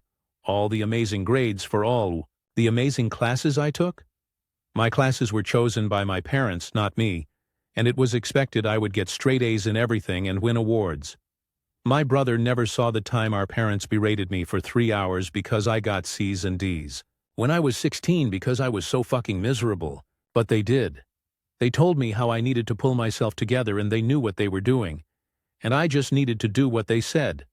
Anytime I got something they didn't like, whether it was a book they didn't want me reading or a poster for something I liked but didn't get to enjoy at home, they destroyed it. I remember using money someone gave me and buying an Avatar Aang Funko Pop I thought looked cool, and I kept it in my room and it took up hardly any space. They broke it and tossed it in the trash and said it was not the kind of thing I should have. I graduated with grades my parents hated, and we fought that day because they saw I had packed up and was leaving. When my brother saw me, he thought our parents were sending me somewhere cool, and he told me to go fuck myself and die. In reality, I was homeless for a while, and landed on my feet once I got a trainee position at my job. I'm only now just on my feet, and none of it had anything to do with my parents. I don't have access to their money anymore, and I don't want it. The other week, my brother called and he said he was moving in with me and I needed to tell him where. I was like, wait, what?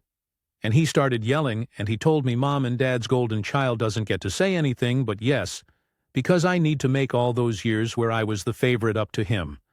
I told him all the stuff I said here, and repeatedly reminded him none of that was true, and that the times I brought stuff up to him before I was not lying. He told me he didn't believe me and said I needed to stop pretending, and I'm an AH if I won't help him because he deserves that, and more from me. But I won't let him stay just to treat me like shit, and I told him that, and all he said was, I was a spoiled asshole. Stories number 23. I'm pregnant as a virgin, and my boyfriend thinks I cheated. Yeah, pretty much exactly what the title says. I 16F am a virgin, so is my boyfriend 16M. We're both young, and neither of us are ready for sex. Personally, it's never been high on my radar, and from what he's told me, he's the same way that being said. We've been together for a couple of years now, so things have still happened. I'd rather not go into detail on that, but you can get the picture. Think third base, I guess. Anyways, a couple of days ago, I went to the doctor because I've been feeling really sick lately. I did a urine test, and finger prick, and my doctor told me I was pregnant. Of course I laughed at first because I thought she was joking, but no, I'm really pregnant. I kind of fell silent. She started talking about things like ultrasounds, prenatal vitamins, etc., but I cut her off and told her that wasn't possible because I've never had sex, therefore have never conceived. She explained to me that very, very few women can get pregnant by outer course, but it's still possible due to vagina anatomy or something. I was, and still am, in complete and utter shock, so I kinda just left, without a further explanation. I had driven myself because both of my parents work. I went straight to my boyfriend's house, and he was the first person I told. I hadn't even texted or called in advance because I was crying, completely distraught. I don't know why, but it didn't even cross my mind that he would think I cheated.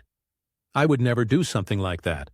I explained everything to him about how we'd never technically had sex, but we got really close, and stuff can happen.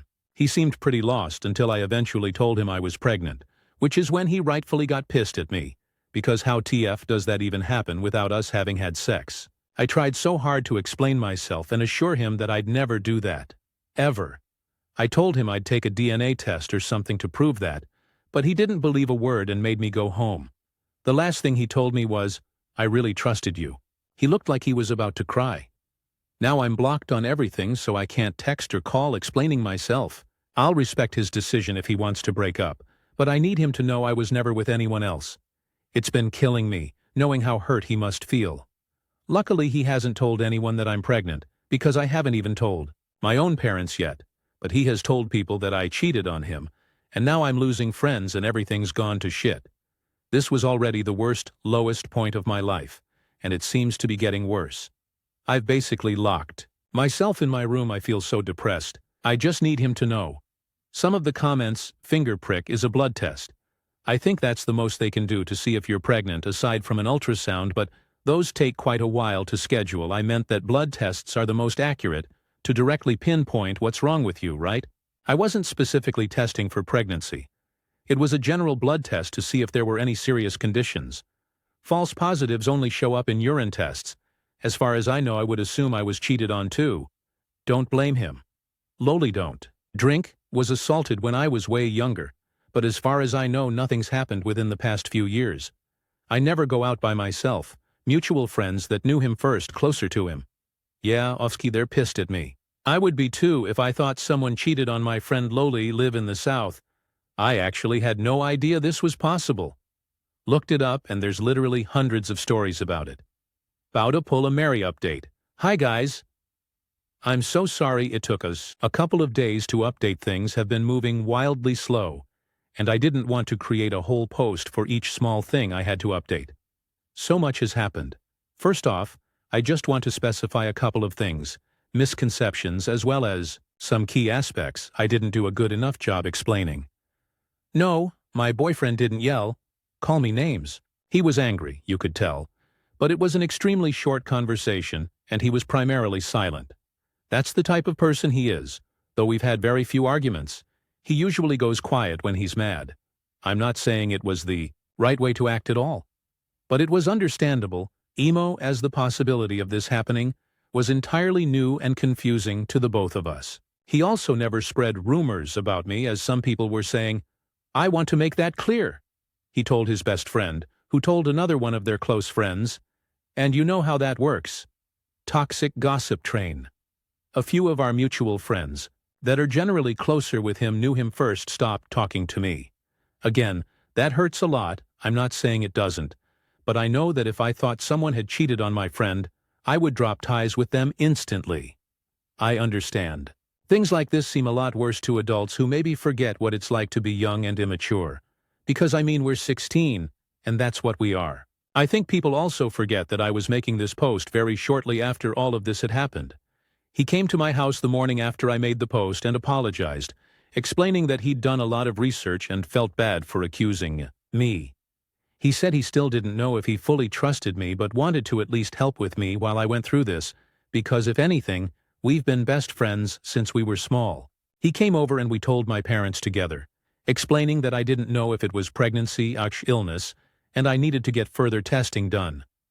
They seemed disappointed that I hadn't told them I was sexually active, but my mom said she was more disappointed in herself for not teaching me about reproductive health. They're being as supportive as they can. So that all happened. Flash forward to the next day. Monday, I went to the doctor to get more blood testing done. I wanted to update then, but I had to wait until I got the results back today. So far, after a full blood panel, all signs are still pointing to me being pregnant. The comments kind of got my hopes up, thinking it was most likely something else. My doctor explained that there was actually a slightly higher chance of me being pregnant than there was of a false positive, because it's generally men with cancer who receive those. I don't know if he was going off of statistics or personal experience, though. I'm not sure, since there's still not a positive way to know if it's really a pregnancy, so I have an ultrasound scheduled for this Thursday, as it was the earliest appointment available. That will be the only way to properly confirm. If the ultrasound confirms that I'm pregnant, then I'm also going to ask about getting DNA testing as a form of paternity test. Finally, I want to disclaim something. I've lied about a lot of things before. Everyone has. But pregnancy isn't something I would ever touch. There are so many women in this world that want kids but are unable to have them. And I can't imagine what it's like for them to constantly see other people getting pregnant. It feels disrespectful and borderline offensive to lie about something like that, and I would never. I also want to say that I completely understand the people, primarily the ones from TikTok. Hi guys, that think I cheated, and this is all a cover-up story. I'm not gonna try and win people over because your opinions genuinely don't matter to me. All I'm gonna say is that this is a throwaway account that no one I know follows or has access to, so there would be no reason for any of that. If I actually wanted to convince people, then I would have posted it on my main, which my boyfriend and several other friends follow again. No one else but my boyfriend and my parents knows about this at all, and I don't want them to. On a more positive note, I'd really like to thank all of the supportive comments and messages I got. They outweighed the negatives by far, and it's incredibly heartwarming and honestly surreal. I didn't expect this at all, but thank you truly. I had multiple people message me and offer to pay for things like paternity tests, abortion access, and general expenses, and with each and every message I cried. I can't believe there are such kind-hearted people in the world. But thank you. Me and my parents have this covered, but the offer is enough, and I'm truly grateful for all of it. Hope to keep you guys posted. That's all for now. Edit. Update. 2 won't post, so here it is summarized. There's not much to say. I got an ultrasound and yes, confirmed the pregnancy. I was still holding on to a bit of hope that it might be something else, lol. My doctor gave me a referral to go straight to a blood work lab. I have no idea what they're actually called, so me and my boyfriend could do a prenatal paternity test. I'd never gotten a referral that quickly. Usually you have to wait at least a day, but she sent me over for an appointment just an hour after the ultrasound, which was really great. We did the blood test, used saliva swab, and now we just have to wait about a week for the results, most likely getting an abortion, but still figuring out the safest way to do that, out of state. Thank you to the people who have been supportive. Some of comments. It's called outer course. It can happen from a lot of different ways. Basically, if a guy's sperm gets anywhere near the girl's vagina, she can end up pregnant. It's extremely rare, but still happens. If you give a guy a hand job but you're naked and he ends up finishing anywhere near the girl's half-naked body, theoretically sperm could end up fertilizing an egg edit. That's just what I've learned. From Google+, the comments I've received the last couple of days, so I could have my info way off. Didn't know this could happen until very recently. Yeah, pretty much. You have no way of knowing unless you've been taught. I was taught abstinence, which is what I thought I was doing. Update 2. Hey guys, sorry it's been a while but I had to wait for results. I tried my best to respond to comments, plus messages, even on the places this was reposted. But there were lots, thank you very much to the polite people. Paternity test just came back. And yes, like I kept saying, it was his. The only way it wouldn't have been was if it had been SA, which there was an extremely low chance of.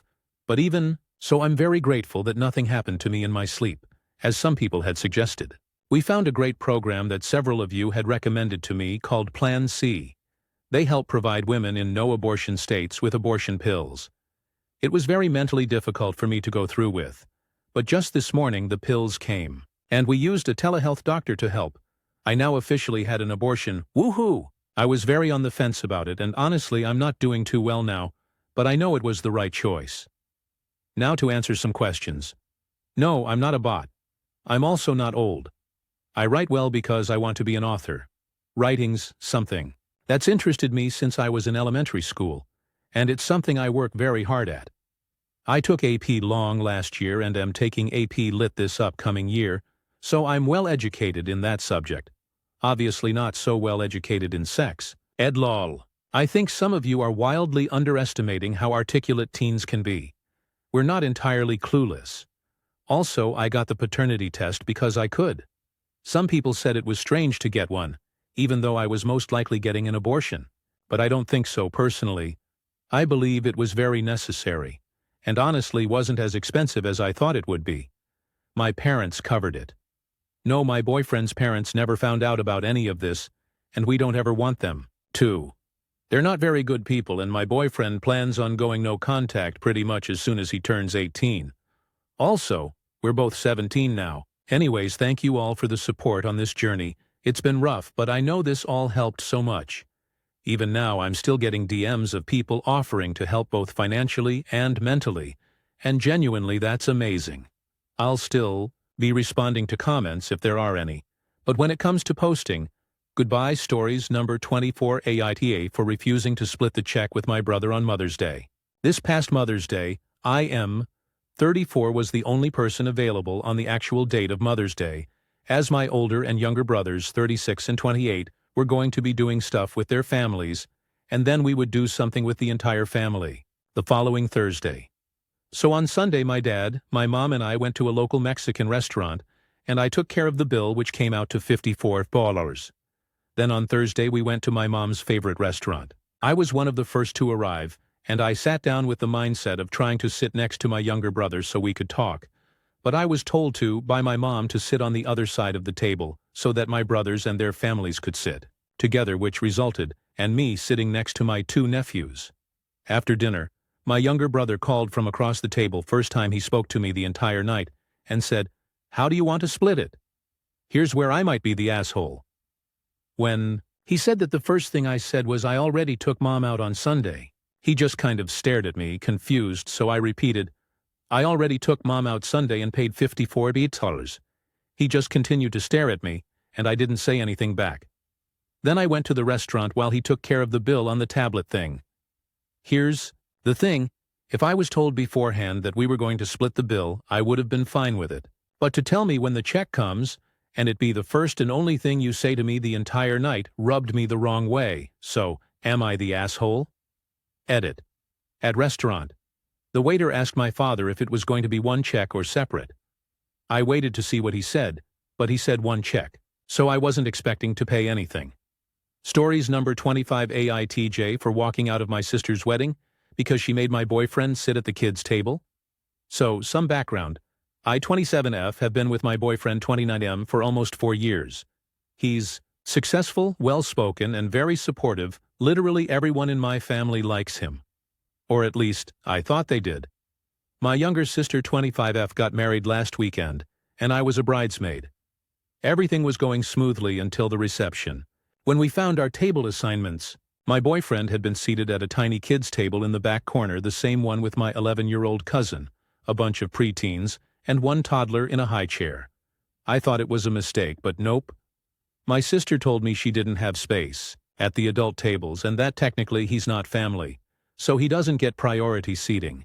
Mind you, every other bridesmaid's partner was seated at normal tables with adults. My boyfriend is shy and hates confrontation, but I could see he was embarrassed and humiliated. He even whispered to me that he'd just sit in the car so I wouldn't be uncomfortable. I lost it. I told my sister she was being cruel and disrespectful, and that if my boyfriend wasn't treated like an adult, then neither was I. I grabbed his hand, and we left. Now half my family is calling me selfish for ruining her big day over a chair. My mom says I humiliated my sister and made the wedding about me. But honestly, I feel like my sister went out of her way to humiliate my boyfriend, and I wasn't going to let him sit through that. So, AITJ for walking out of my sister's wedding? Stories number 26. My brother's fiancée banned me from her bridal shower. So I skipped the wedding. I didn't think I'd be writing about family drama online, but here we are. My younger brother got engaged last year to a woman I'll call Claire. At first she seemed fine, friendly, polite, maybe a little too obsessed with wedding planning, but nothing alarming. I was genuinely happy for them. I even helped him pick out the ring and celebrated when he proposed. Things started getting weird earlier this year when Claire asked me to be involved in helping plan her bridal shower. I was excited and said yes. We had a few meetings over coffee, tossing around ideas, and I even volunteered to book a venue and cover the desserts as my gift to her. Then out of nowhere, a few weeks before the shower, I got a text from Claire saying she wanted to scale back and that the event would now be family only. I was confused because I am family. I called my brother, and he said he didn't know anything about the change and thought I was still involved. Later that night I got a much colder message from Claire basically saying she didn't want me to come at all. She said she didn't feel comfortable with me being there because I had too much of a presence, whatever that means. I didn't want to push, so I just said okay and quietly stepped back. I didn't go to the shower. When the actual wedding rolled around, I didn't feel up to attending. Not to be petty, but I felt totally sidelined. Claire didn't apologize or explain anything. My brother didn't fight for me. It just felt like they made it clear where I stood in their new life together. I sent a gift, messaged my brother wishing him well, and stayed home. Now some of my relatives are saying I'm overreacting and should have taken the high road by showing up anyway. But I don't see how I was supposed to celebrate someone who made it so obvious she didn't want me there. So, was I the problem for skipping the wedding after being banned from the bridal shower? Or was that a natural consequence of how they treated me? I'm genuinely torn. Stories number 27. AITA for locking the bathroom door even though my partner says it's unnecessary since we live alone. So I 29F always lock the bathroom door when I use it. Habit, comfort, whatever. It's sacred. My partner 27 thinks it's weird since we live alone, and he told me multiple times that it makes him feel shut out, or like I don't trust him. He will sometimes knock if he needs something, and when I don't answer right away, he gets annoyed that the door is locked for no reason. I've explained that it's just how I grew up. In my parents' house, if you didn't lock the door, you risked someone walking in mid-poop. It's not about him, it's just privacy. He says it makes no sense, that it's our home and I'm making it feel like a roommate situation. I feel like he is overreacting, but now I'm second-guessing myself.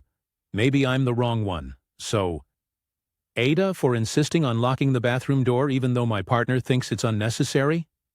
Stories number 28. Neighbor kept treating my driveway like free parking, so I taught him a $300 lesson. Okay, so this is a bit long, but I need to get it off my chest. I live in a small cul-de-sac, nothing fancy, just your average neighborhood. My driveway fits 2 cars mine, plus my husband's perfectly fine. For the most part, everyone here minds their own business. Except my neighbor, let's just call him Jack. For whatever reason, he thinks my driveway is like extra parking for his family friends. First time it happened, I thought it was a mistake. His brother's car was in there, he said it'd just be a sec. A week later, it was some friend of his dropping something off. I didn't love it, but I figured whatever, not worth making it awkward. But it kept happening. I'd come home from work, I'm a nurse, so some days I'm wiped out. And there's a random car blocking me. One night I literally had to park halfway down the street and carry 5 bags of groceries because his buddy's truck was in my spot. Every time I said something, he'd do that half smile and go, "Oh yeah, sorry, they'll be gone soon," like I'm the one being difficult. The final straw. I get home late Friday night after a 12-hour shift. Still in scrubs, starving, with takeout. That's already getting cold in the passenger seat. And boom, giant white SUV just parked dead center in my driveway. Not even off to the side. Like, full-on blocking me from even pulling in. I knock, no answer.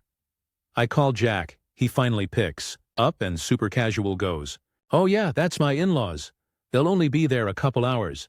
Just park on the street, it's not a big deal." That was it for me. I called a tow truck. And yes, I checked before. Where I live, if someone blocks your private driveway, you're allowed to tow immediately. Tow guy showed up in 20 minutes. SUV was gone before I even finished half my fries. About an hour later, furious pounding on my door. Jack's beet red. His in-laws are yelling in the background, and he's going off about how I didn't have to take it that far. I just said, "You told me it wasn't a big deal," so I treated it like it wasn't a big deal. Then I closed the door. They had to pay almost $300 to get their car back. And funny enough, ever since then, my driveway has stayed crystal clear. Not even for just a sec. Stories number 29 AIO to my husband requiring me to entertain his ex's family while on vacation. We are on vacation at the beach for a week. We each had one adult child join us for a couple days. Unfortunately, we haven't had good weather. My child's last day is today. We are excited that the rain will be over, and we can go to the beach. Husband's ex-wife has distant relatives that live near where we are staying. He and his child went to visit them for a couple hours yesterday. I was fine with this. When they returned, I was told that he invited them over to visit. I was told I needed to clean up the place we are staying and make them lunch. I told him, in private, that I had 0% interest in hanging out with his ex-wife's family. In the 4 years we've been together, I've seen his ex twice. She won't even talk to him unless by text, and refuses to be at big events like graduation with us. Why would I want to spend the last day my child is with us, and finally a sunny day, with her family? He said my son can go to the beach by himself, but these people are expecting to meet me. I told him he shouldn't have made plans that involved me without asking first. As a side, we are going to my hometown in 2 weeks. I told him I wanted to stop and see my uncle whose health is failing. He told me I should drop him at the golf course, as he didn't want to go with me.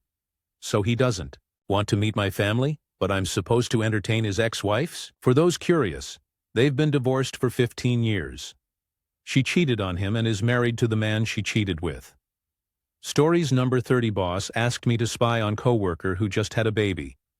My boss called me and straight up asked me to log notes of when my coworker was slacking, making errors, and when her baby was being disruptive remote employees. My boss was like, she needs daycare. It's not like we have cameras up in her house and can see if she's working all the time. I was shocked he would even put me in this position.